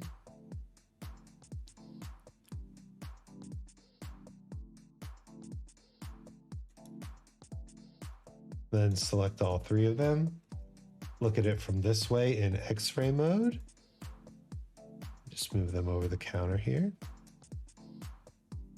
And then yeah, looks good. Woo.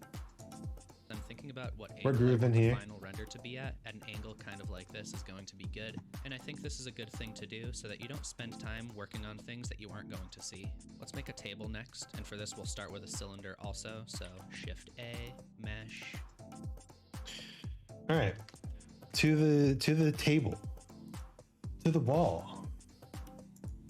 Cylinder, and we still have this set to 16, which I think is fine. Tab into edit mode, G, Z, 1 to move it up like that. Let's tab back into object mode and just scale this down quite a bit. I'll press Control A and apply the scale, and tab into edit mode and period to focus on it. Select this top. Welcome, Raiders. Welcome, Raiders. Seven's a regular Raider. We always appreciate the support. Tune a window, tune a wall. Tune a wall. We always appreciate the support from the Raiders. Indeed, if Seven is ever on late enough, we'll definitely be raiding him, but you know, I stream late at night. We've still got another hour to go. Let's go. Can we get through this whole tutorial? Heck no. Not if I gave up on my New Year's resolution. Only if I gave up on my New Year's resolution and stopped talking about unrelated things. But that's not the point. That's not the point in Christmas land. Yeah, I know it's all snowy, but it's not really supposed to be Christmassy. I'm really just enjoying the winter holiday. Winter is like my second favorite season. I guess fall is my most favorite season. And who can blame me? Make a little table.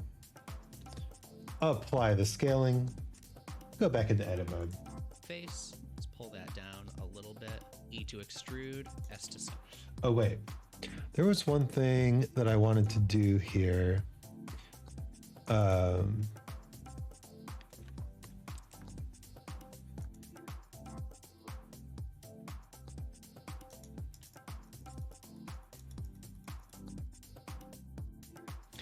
I just want to make everything a little bit bigger.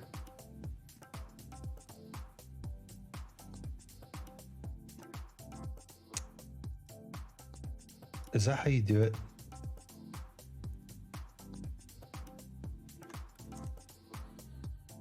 Yeah. Just make everything a little bit bigger so it's easier to read on stream. Save. Fall is my top one. Hell yeah, fall's the best. Spring is my top two. Winter is three, and I hate summer. So fall is my number one.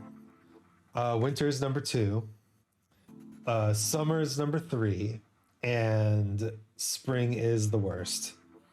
Because I grew up with allergies, and so spring was just don't breathe the season. That was my springs growing up. Scale, this is going to be like the base of the table. We can E to extrude and S to scale again. So we have a shape that's kind of like the lamp right here. This will be the post in the middle. E to extrude that up. Let's press 1 and zoom out to compare the height to the counter right here. Right about here. That looks pretty good. Now, All right.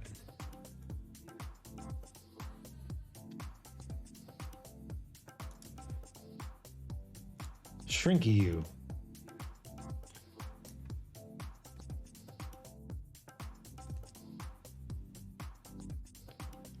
We need to scale this down further, don't we?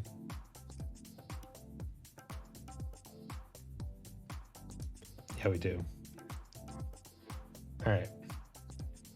Extrude up.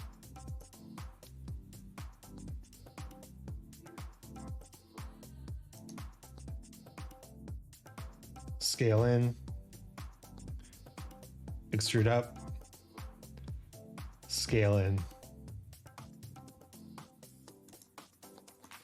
Similar shape. Extrude up to about counter height. Yeah. let's press E, and before left clicking, let's press S instead, and that will scale it out like this. We'll have some overlapping faces, but that's fine because we're going to extrude it immediately after. E to extrude again, and there we have our table. All right. So select that item, extrude S. Neat.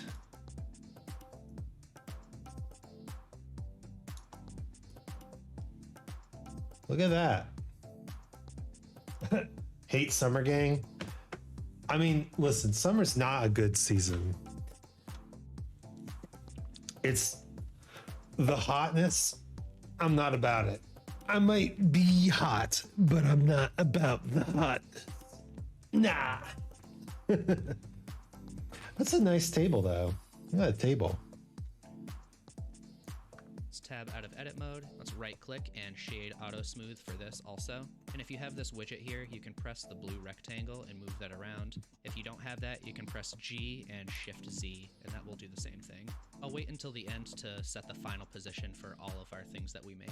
We can make a little stool for this, and this should be pretty easy. We can start with a cube, tab into edit mode, G, Z, 1, back into object mode, and let's scale this down until it's a width that we think is pretty good. Control A to apply the scale, and we can tab into edit mode right here. Let's go into X-ray mode so that we can see all the way through.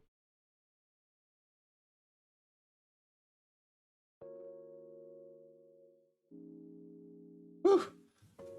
This is a lot of muscle memory. Mine is the same, except I put winter above fall personally. Ooh, winter gang. Just love the snow and ice and slipping and sliding. I miss it. Yeah. Every year, there's going to be less and less white Christmas. And every year, more people are going to get radicalized. Right.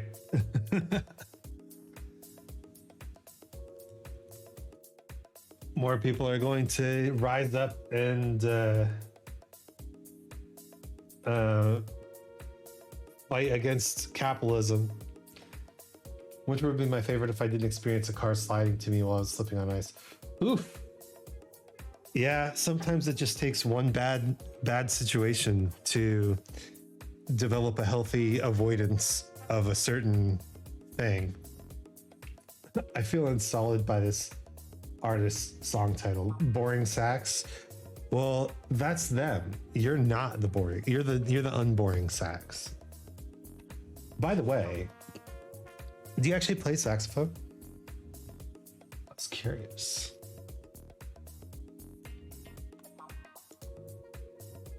This needs to be renamed to store, and this needs to be renamed to table. You do? Nice. I don't technically anymore. It's been a couple of years. Yeah, but same, bro.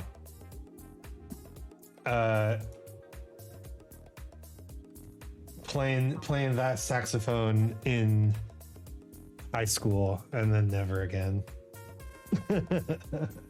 It's like riding away. Yeah, absolutely. Playing instruments is one of those things that gets deeply ingrained in you. I want to work on piano that way. Me, however, I can make the dead go dead silent with my jokes. Now, Ray. Humor is a skill. You can work on humor. Step 1, be traumatized. But okay, so that's one of the things that I think is a myth about art. And comedy is art. Don't let anyone tell you otherwise. They say you need to be traumatic or traumatized in order to make the good art. But trauma is relative, right? The things that happen to you may seem boring or insignificant to others, or maybe they seem so overwhelming that you can't make art, like you can't properly face them. But there's always something to art about. You have expressions, you have feelings. If you must reach into yourself and tap into those feelings, I know you can do it. You can art. That's all. I play tenor, bass, soprano, alto, sopranini, and bass sax. The whole damn gamut. I guess there's like contrabass saxophone, but there's like 3 of those in the world or something like that. So I can't be surprised that you haven't played one. Sopranini sax, though, that's an accomplishment there. Those are not that common either. And I'll press 1 to go into vertex select mode and select all of these bottom points. And we'll move that up right about here. And this is going to be the seat part of our stool. Control R to add a loop cut going across. Control R to add one the other way. And then let's look from the bottom and go into face select mode and select these bottom faces. I again if you don't have individual faces going. This is going to be for the legs, so decide the thickness right about here, and We can look from the front and E to extrude and just make that go to about this line right here. And if Yeah, all right. There's a good few, but my family never came across one. My dad used to collect and refurbish saxophones. Nice. We dig that.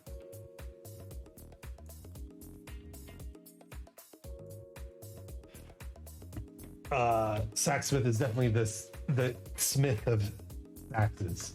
Happy New Year, sir. Happy New Year, Venom. Good to see you, buddy.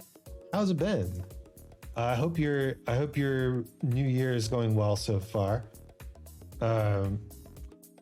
Mine was going well.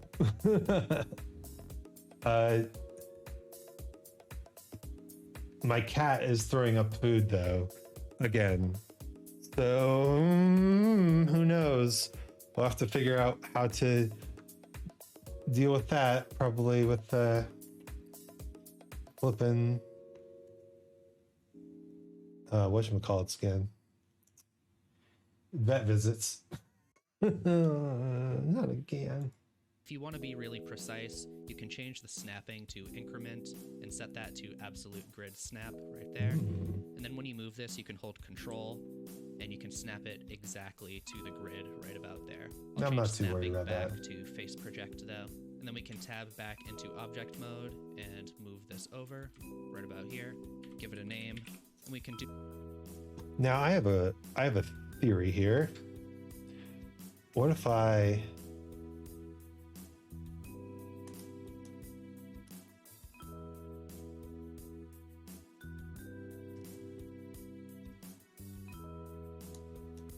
do that? Doesn't that look so much better? All just a little scaling at the bottom. Hope the cat gets well soon. Thank you. He's a jerk. What can I say? He's a jerk. I don't know why he's... The problem is he's just eating so fast.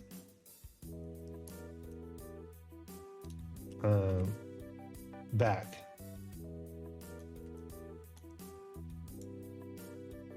You go here, duplicate on the not Z axis, and duplicate. Look at that, cute. Looks pretty. The coding did a big number on me. I got me in a chair for a bit, and I don't want to grind for this week besides playing games. Yeah, it's the variety. You gotta separate things out. Duplicate this with Shift D, and while we're moving it around, press X to move it on the X axis over to the other side of the table. Next, let's model some carafes to put on the counter right here. Carafes are just these like container things that hold milk and coffee and things like that. I do have a reference of one right here, so I'll just drag that in. We can just look at it as we model. I'm not going to model directly on top of it because it's at a weird angle, but it might be useful to just have in here. I'll clear the rotation with Alt-R, and then press R, X, and 90 to rotate it 90 degrees. Never mind, a friend said some words that activated my lullaby making neurons. So I want to make a lullaby now.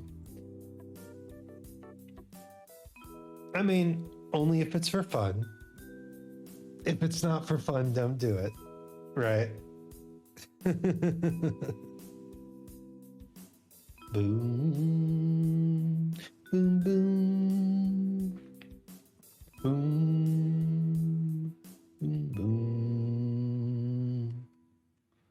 Thank you, Honeymoon Suite by Slelia? Virginia Felix? Slelia is an interesting name. So it's Or Clelia? now.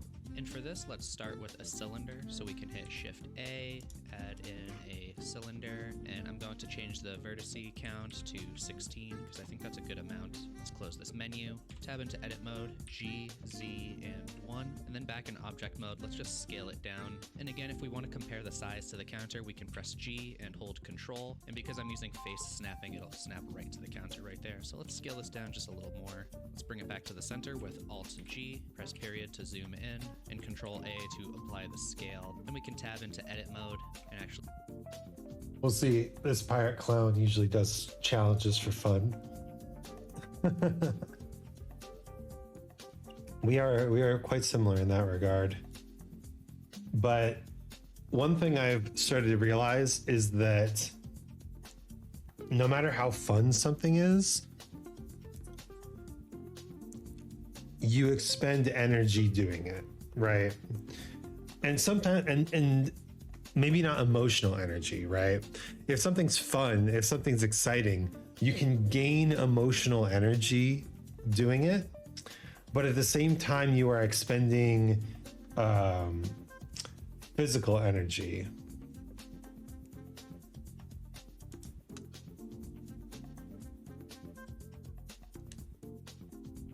This should be a little smaller, shouldn't it?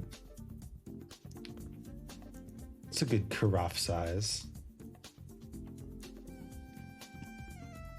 start modeling this. I'll press 1 to go into vertex select mode and make sure we're using X-ray so that when we select these points on the top, we're selecting them all the way through. And let's just try to match these proportions. So let's make this a little taller right here. We can press E to extrude and S to scale, E to extrude a little bit more. This is where the handle will attach to right there, and the spout. We can E to extrude and then scale this in just a little bit right there.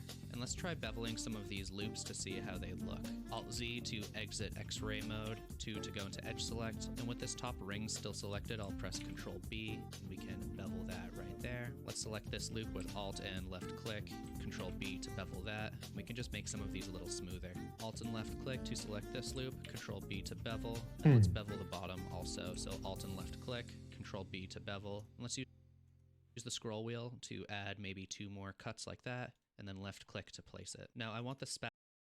Got it. Okay, so he's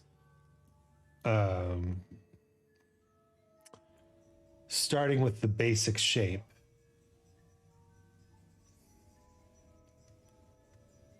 Let's focus this boy. He's starting with the basic shape and then adjusting things. Right. So we extract,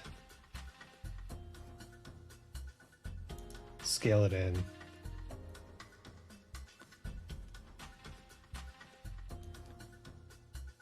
extract, extract,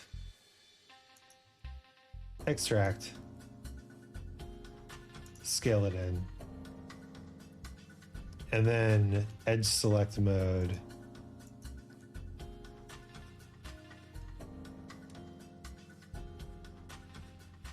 Bevel these bad boys.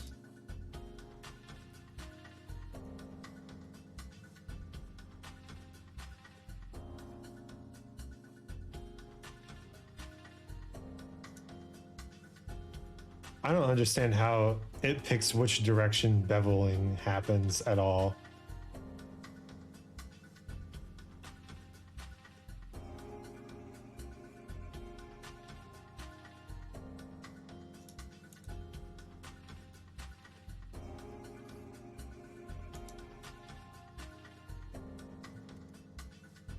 Oh, is it just away from where you started?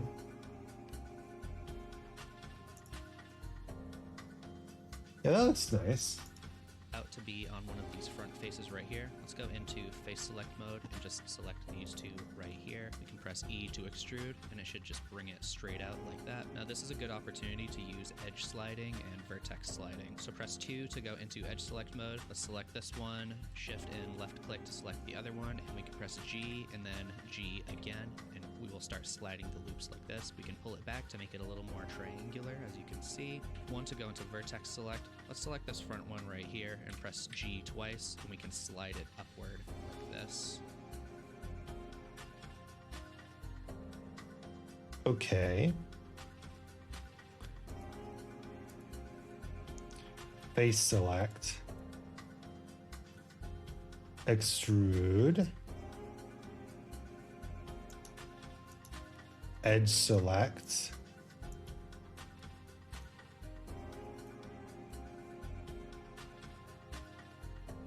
But we want to do it on the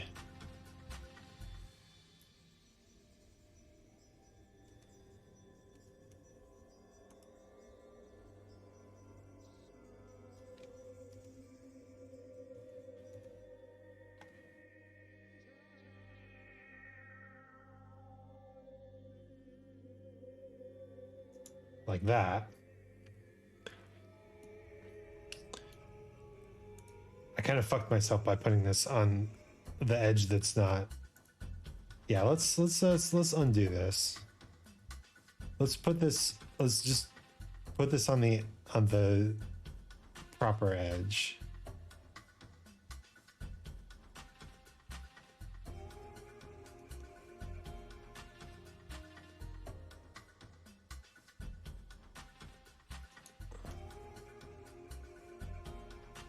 Now it's lined up to the grid. That seems important.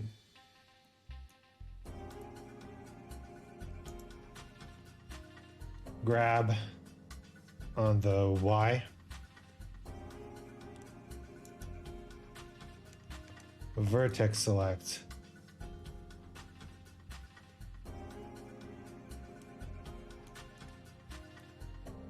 So he said GG.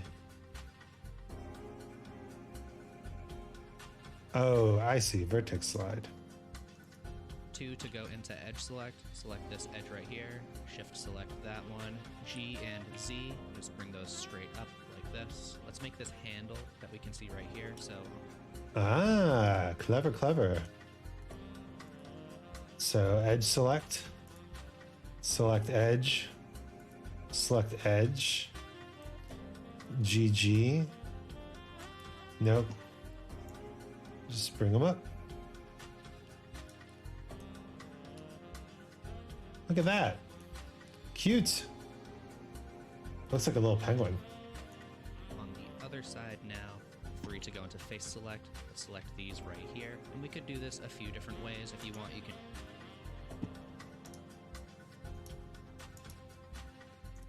just E to extrude and then R to rotate. This is going to be best when you hit 3 to look from the side. Or you could use the spin tool right here, but we're going to have to change some of these settings. So N to go into the side panel, tools right here.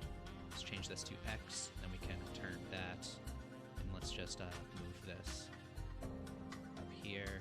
What I'll do is extrude it out a little bit and then scale it on the X-axis to make it come in a little bit more. 3 to look from the side, extrude just a little bit more, and then I'll control and right-click a few times to just bring this down like that in kind of a curved shape. If you don't like any of the proportions, you can Alt-Z to go into X-ray mode, and I'll just select the bottom right here, and we can scale it down. I'll press S and Shift-Z to make it skinnier, like that. I'll tab into object mode, right-click, and shade auto smooth. And right now, this part I want to be sharp, so let's select the whole top. And as I bring it down, the angle between all of these faces is going to change, and it will make that loop sharp. I think that's good. Let's just name this, and we can press G. Okay. So make sure we've got the right faces here. Select. Extrude on the Y.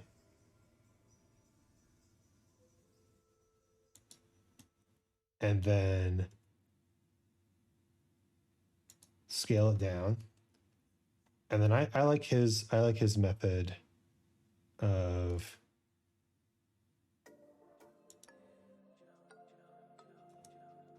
nope. I like his method.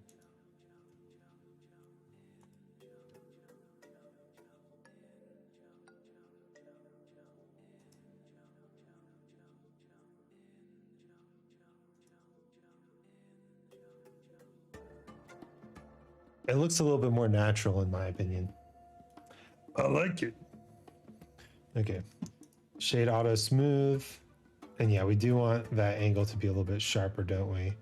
So just go in here.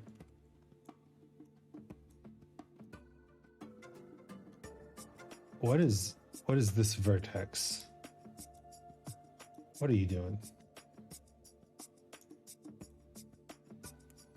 I hope I didn't break everything.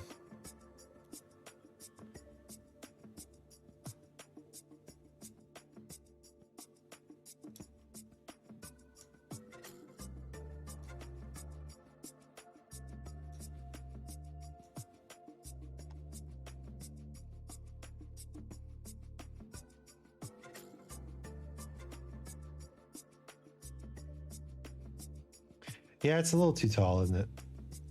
Select all these. Move them down. Select all these. Scale them in. Select these. Scale them in. Let's...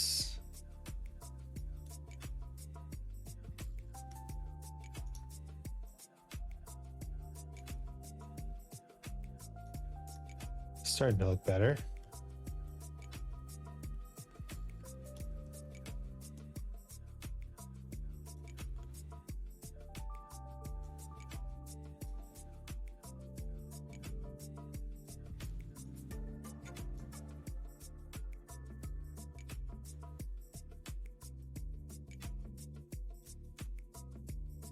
Yeah. G and Control to put it on the counter right here. And let's just add a few more just to fill up some space. So we can Shift D and then hold Control while you're moving it to snap it down. Let's add maybe 4 of these right here. You can press R and Z to rotate some of them to make them a little more random, you know. You can also scale these up and down. So let's make the ones in the back a little bigger. If we don't want them to just scale completely up, but to be taller, we can come into edit mode, Alt Z to go into X-ray mode. Let's just select this and pull it up so we can have some that are taller but not wider. Let's make this one smaller. And whenever you scale something in object mode, it's probably a good idea to apply the scale. So Control A with all these selected and select scale.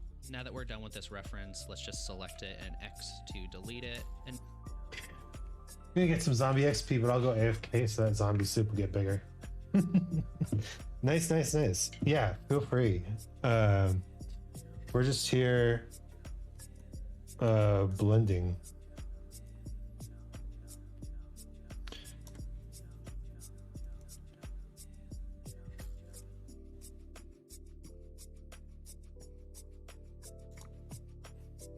Let's add some more carafes.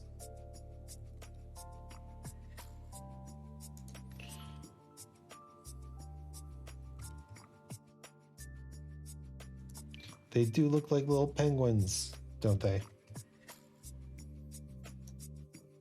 The coding was brutal. I stayed up till 7 a.m. during the time, but I did it.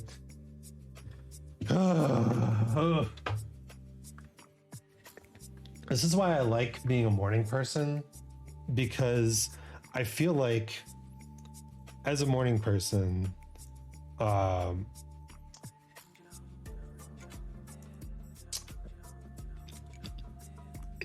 I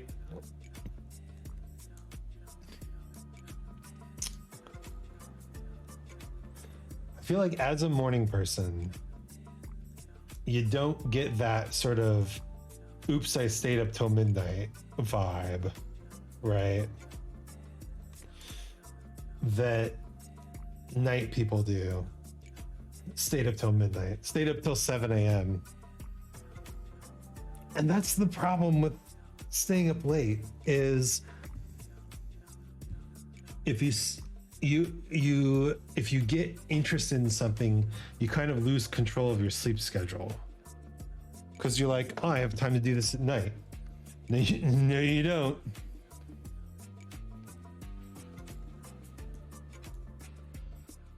And then we can apply some rotation. on this axis.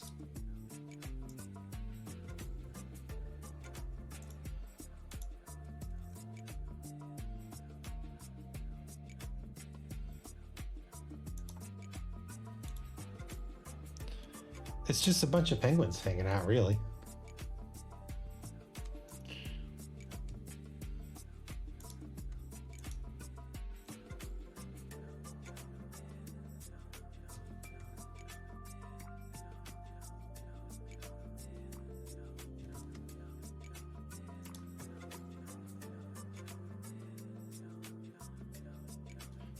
I like it. So we select all these and we say apply the scale, apply the rotation. I don't think we need to apply the location. But then we name this carafe.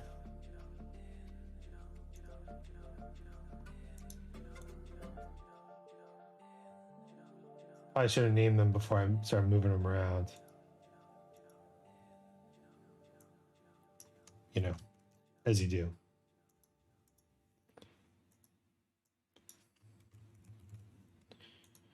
I have these cubes too. What are these cubes in reference to? Oh, chair.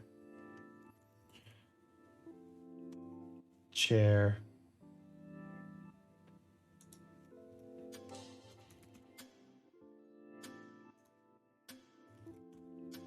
Chair 1, chair 2. It's more if I got to do it, the scenario deadline is 12 p.m. If I don't finish that, well, bye-bye progress. 12 p.m.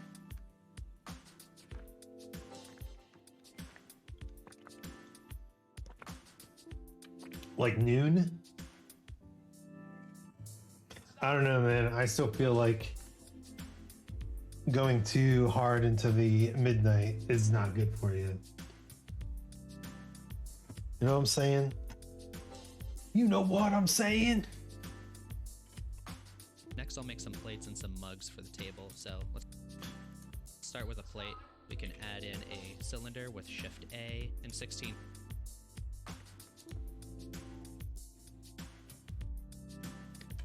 I mean, I'd rather get up at 7. I'd rather get up at 7 a.m. and focus on it than stay up till 7 a.m. focusing on it. But that's just me. I have way more energy in the morning. Add a cylinder. And he's going to say tab GZ1 tab. No. GZ1 scale. No, tab scale way down. Maybe not that far down. Vertices is good. So zoom out a little. Tab into edit mode, GZ1, move it up by 1 meter. Tab back into object mode, G and control to snap it to the table, and then we can scale it down. We can control A to apply the scale, and then tab into edit mode right here, 3. All right, so he's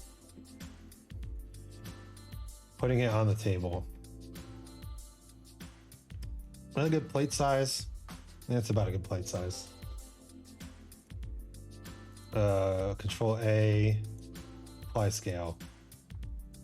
For face select this top face and drag that down right here. I'd like to scale the bottom down, so let's press Alt-Z to go into X-ray mode, and then we can select the bottom face right here and scale that down just a little bit. Alt-Z to go back, select this top face, E to extrude, I to inset, I to inset again, and then we can drag this down. And if you want, you can press 3 to look from the side, and maybe Alt-Z to go into X-ray mode, so you know you're not going to go through the bottom like that. Let's scale this out a little bit with S and tab back into object mode. I think that's pretty good for a plate. Let's right. Definitely sap my energy. At least I can recover my sleep now that coding is done. I mean, but yeah, the goal is to not have to recover your sleep in the first place, right? Like, the goal is to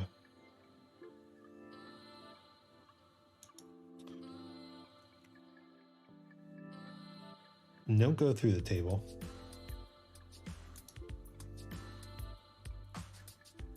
Looking good. Click and shade auto smooth. Let's name that. And we can duplicate it with Shift D and move one to the other side as well. Let's make a coffee mug, and for that we'll use a cylinder also. So Oh, did I make too many chairs? Sorry, I assumed this guy had more friends. Let's name this Late. Starting to see a good workflow. You make your objects in edit mode, and then you have a lot less objects. Or you use the asset library. Duplicate.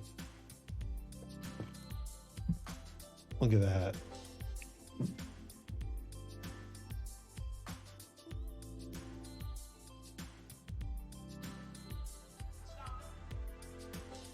Shift A, add in a cylinder. Again, 16 vertices is fine. Tab into edit mode, G, Z, and 1. Enter, tab back into object mode, G to move it, Control to snap it, scale it down with S until it's a size. Yeah, I can see this guy's flow here. Tab, GZ1. Tab, scale down. G, that's far too big to be a mug. That's a nice size.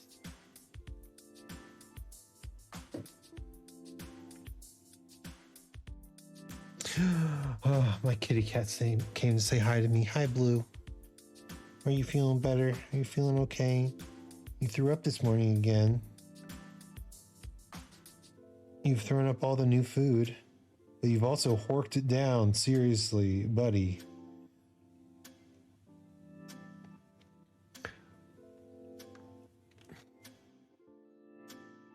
I think we just have to give him some seriously small portions of food so he doesn't consume them so rapidly. Our scene is pretty cartoony, so it's okay if the scale isn't perfect. I think it might be nice to have extra large mugs compared to reality. Control A to apply the scale, and tab into edit mode.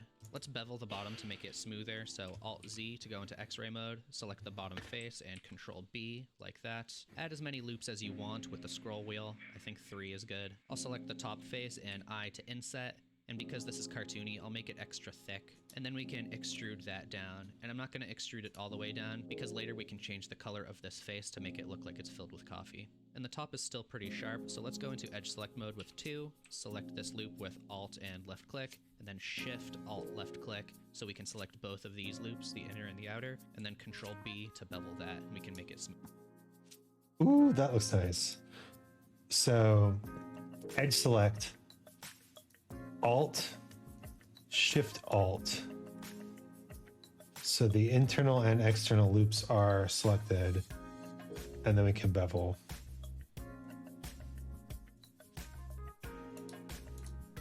Yeah, cute. If you want this to be completely round and it starts overlapping like this, you can press C, and that will make it so that it won't be able to overlap. But be careful, because now we do have some overlapping points. They're just on top of each other in the same position. And if you want all of those to merge together, you can select everything and press M to merge, and merge by distance. And you can see we removed 16 vertices when we did that. I don't want... Oh, dang. That is really good to know. I'm gonna actually try that. So let's have these selected, bevel, and we get the weirdness, but clamp overlap off. So now we can clamp overlap, but we have this. So we hit A, merge by distance, removed 16 vertices. Hey, that's really, really, really useful.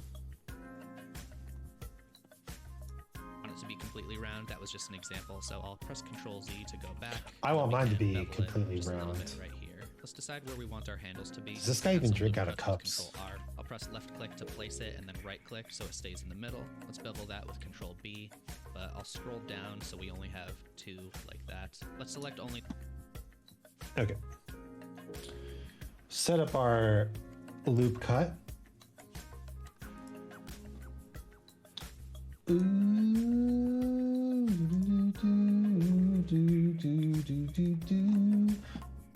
And then bevel.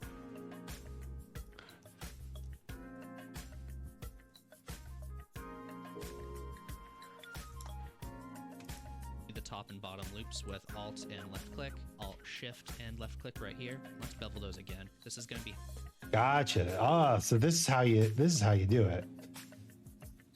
You Alt Shift the double bevel. Look at that. how thick our handles are. I think that looks pretty good. And let's select some of the faces on the side now. So let's press 1 to look from the front. We can select this and that one. And if we press 3 to look from the side, you can see that they're not in the very center. So I'll also select this one and that one right here. And then I'll I to inset. I don't want these to be nearly as wide, so I'll press S to scale and then Y, scale them in just a little bit. And it looks a little weird, so I'll pull them out a little like that. There are a few ways to make this handle also, and one way would be to use the spin tool for this. If you wanted to do that with both of these selected, you can just press Shift S and move the cursor to the selected faces. You can see it snapped there right in the middle. So then if we switch this to the spin tool and select these top two faces right here, let's change the axis to Y so it's going in the right direction. And then we can start moving this like that. Let's open this up and just change that to negative 180 degrees. You can see that'll loop around perfectly, and we would just have to bridge the faces in between. I don't think we need this many steps either, so let's turn that down just a little bit. Go back to the selection tool, select these two faces right here, and also these two on the inside. Right click, bridge faces, and that will be a pretty clean handle for you. I don't use this. All right, let's try it.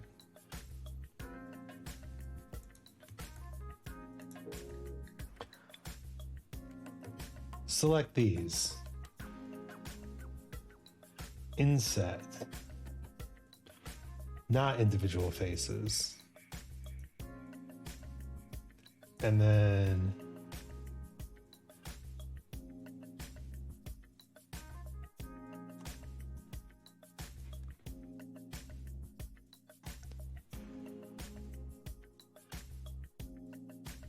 how do you do that? Start over. From the front, we can select this and that one. And if we press 3 to look from the side, you can see that they're not in the very center. So I'll also select this one and that one right here. And then I'll I to inset.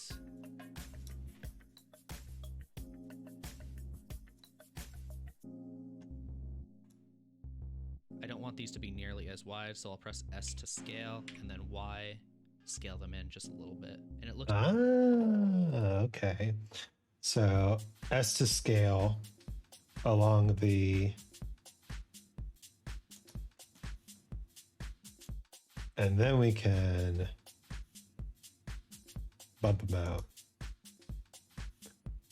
There we go. It's hard doing this one-handed because my other hand has to scritch my kitty. It's a little weird, so I'll pull them out a little like that. There are a few ways to make this handle also, and one way would be to use the spin tool for this. If you wanted to do that with both of these selected, you can just press Shift S and move the cursor to the selected faces. You can see it snapped there right in the middle. So then if we switch this to the spin tool and select these top two faces right here, let's change the axis Shift to S. Y so it's going in the right direction. And then we can start moving this like that. Let's open this up and just Spin change tool. that to negative 180 degrees. You can see that'll loop around perfectly, and we would just have to bridge the faces in between. I don't think we need this many steps either, so let's turn that down Oh, just I a see, little I bit. see. Go back to the selection tool, select these two faces right here, and also these two on the inside. Right click, bridge faces, and that will be a pretty clean handle for you. I don't use the spin tool a lot, so I'm not going to do it that way. I'll press Ctrl Z to go back, and Shift S and move the cursor back to the world origin. Let's select these top two faces right here and the bottom faces, and I'll extrude these out just a little bit. Now I'll select only the top two faces right here, and I'll shear them. I like that. You can either use the tool right here or Alt, Control, Shift, and S, and then press 1. And if it's going in the wrong direction, just press negative, the minus button. We can do the same thing down here. Control Alt Shift S, 1. Now we can bridge all of these faces right here. So select all of them, right click, bridge faces like that. And let's throw a subdivision surface modifier on this to see how it looks. So with this selected in object mode, we can click this wrench icon right here, add a subdivision surface modifier, and you can see it'll smooth the handle out quite a bit. One problem is that the top is an n-gon, so it ends up making kind of a weird shape right here, but we can clean that up really easily by tabbing into edit mode. In face select mode, we can just select this top face right here, make sure you have your N side panel open, go to item, and we can just turn the mean crease all the way up. And I'll do this not in X-ray mode so you can actually see what's happening. You can see that will sharpen that face right. Okay. Remove the subdivision modifier.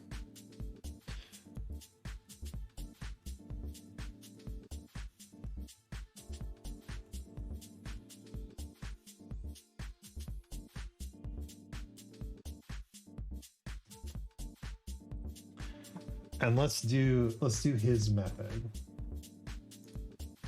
Here, or Alt, Control, Shift, and S, and then press Z to go back, and Shift S and move the cursor back to the world origin. Let's select these top two faces right here and the bottom faces, and I'll extrude these out just a little bit. Now I'll select only the top two faces right here and I'll shear them. You can either use the tool right here or Alt, Control, Shift, and S, and then press 1. And if it's going in the wrong direction, just press negative, the minus button. We can do the same thing down here. Control Alt Shift S. Control Alt Shift S. Control Alt Shift S.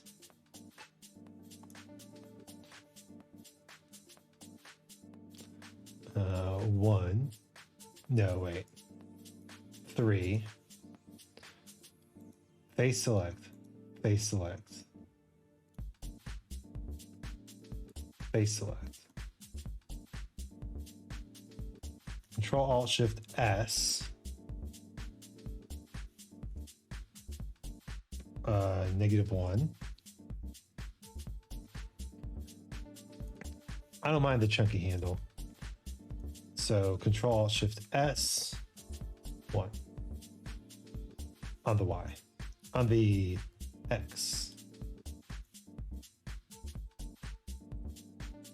Oh, they're a little weird. They're a little funky. Am I looking at the wrong faces? I'm looking at the wrong faces. Let's make sure we're looking at the right faces. Okay. Extrude along the Y. We are selecting these faces. Control Shift S on the -1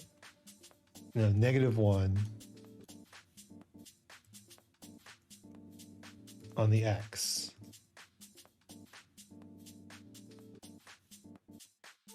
Is that right? 1. Now we can bridge all of these faces right here. So select all of them, right click, bridge faces like that. And let's throw a here. So all direction, only and the bottom faces. And I'll extrude these out just a little bit. Now I'll select only the top two faces right here and I'll shear them.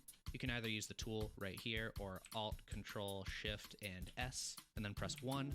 And if it's going in the wrong direction, just press negative, the minus button. It's shearing it based on the camera angle, I see. So we need to look at it from like this angle. Control Shift S, 1. Looking good. All right, select these two. Control Shift S, -1. Then now, bridge faces. Nice chunky handle. And we can do the same thing down here. Control Alt Shift S, 1. Now we can bridge all of these faces right here. So select all of them, right click, bridge faces like that. And let's throw a subdivision surface modifier on this to see how it looks. So with this selected in object mode, we can click this wrench icon right here, add a subdivision surface modifier, and you can see it'll smooth the handle out quite a bit. One problem is that the top Nice. is an n-gon, so it ends up making kind of a weird shape right here, but we can clean that up really easily by tabbing into edit mode. In face select mode, we can just select this top face right here, make sure you have your N side panel open, go to item, and we can just turn the mean crease all the way up. And I'll do this not in X-ray mode so you can actually see what's happening.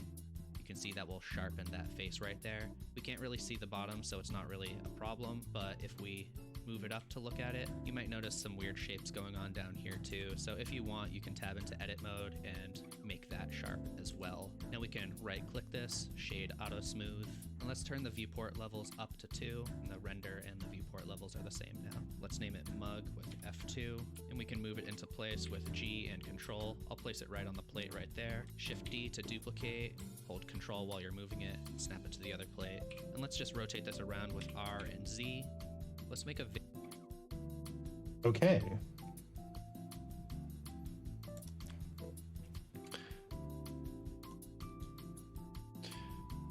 I guess these plates are for the cat coffee, huh? So let's make them a little smaller. Let's select both of them.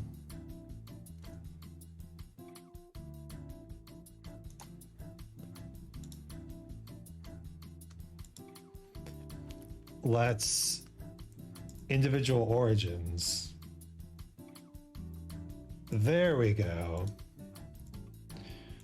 So now what we can do, grab this, put it on the plate, duplicate, put it on the plate, and then this one, rotate around the Z. base and a flower. Okay. Look at that. Cute little mugs. Thick ass handles. I like it.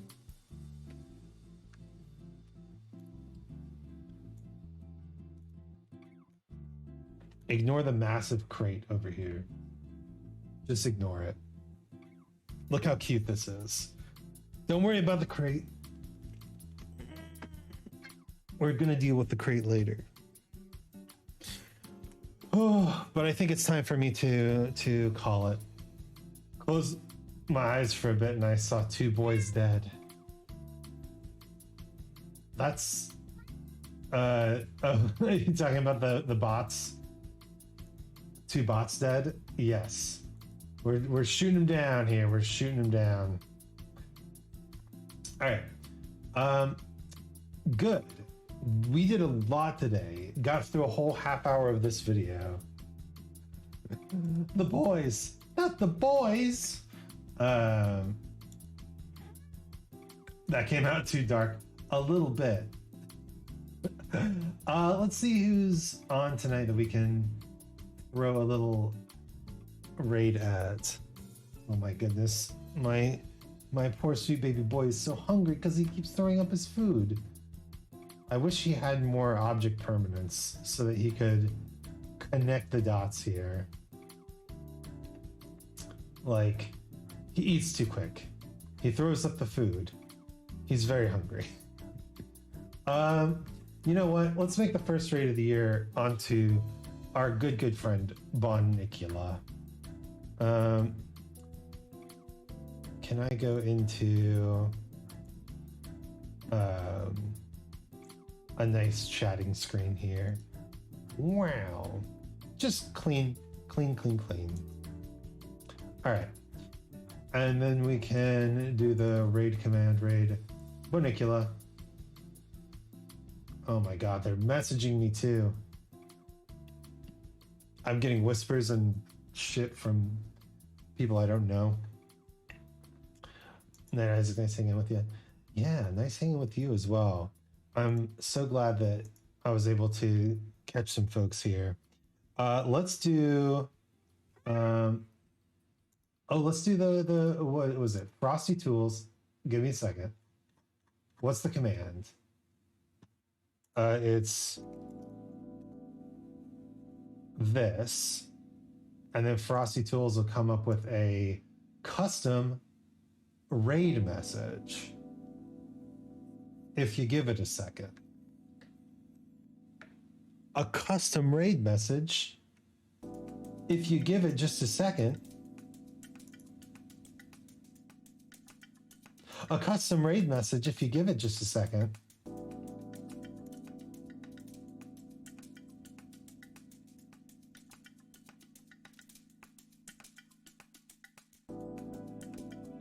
This music is not let's just wait for the raid message. Wait for the raid message. Night Isaac, thanks for stopping in, Sex. It's real nice. Real nice of people to stop in and help the channel grow simply by your little eyes looking at the channel. Oh, duh. Raid Bunicula Live.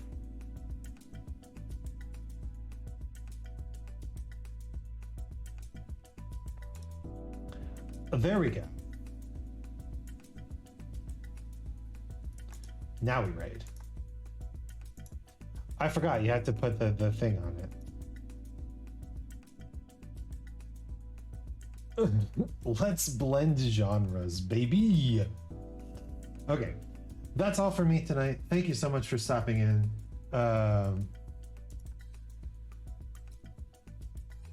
My thing's not working? Oh, there it is. I will catch you next time. Stay warm. And bye. Farewell.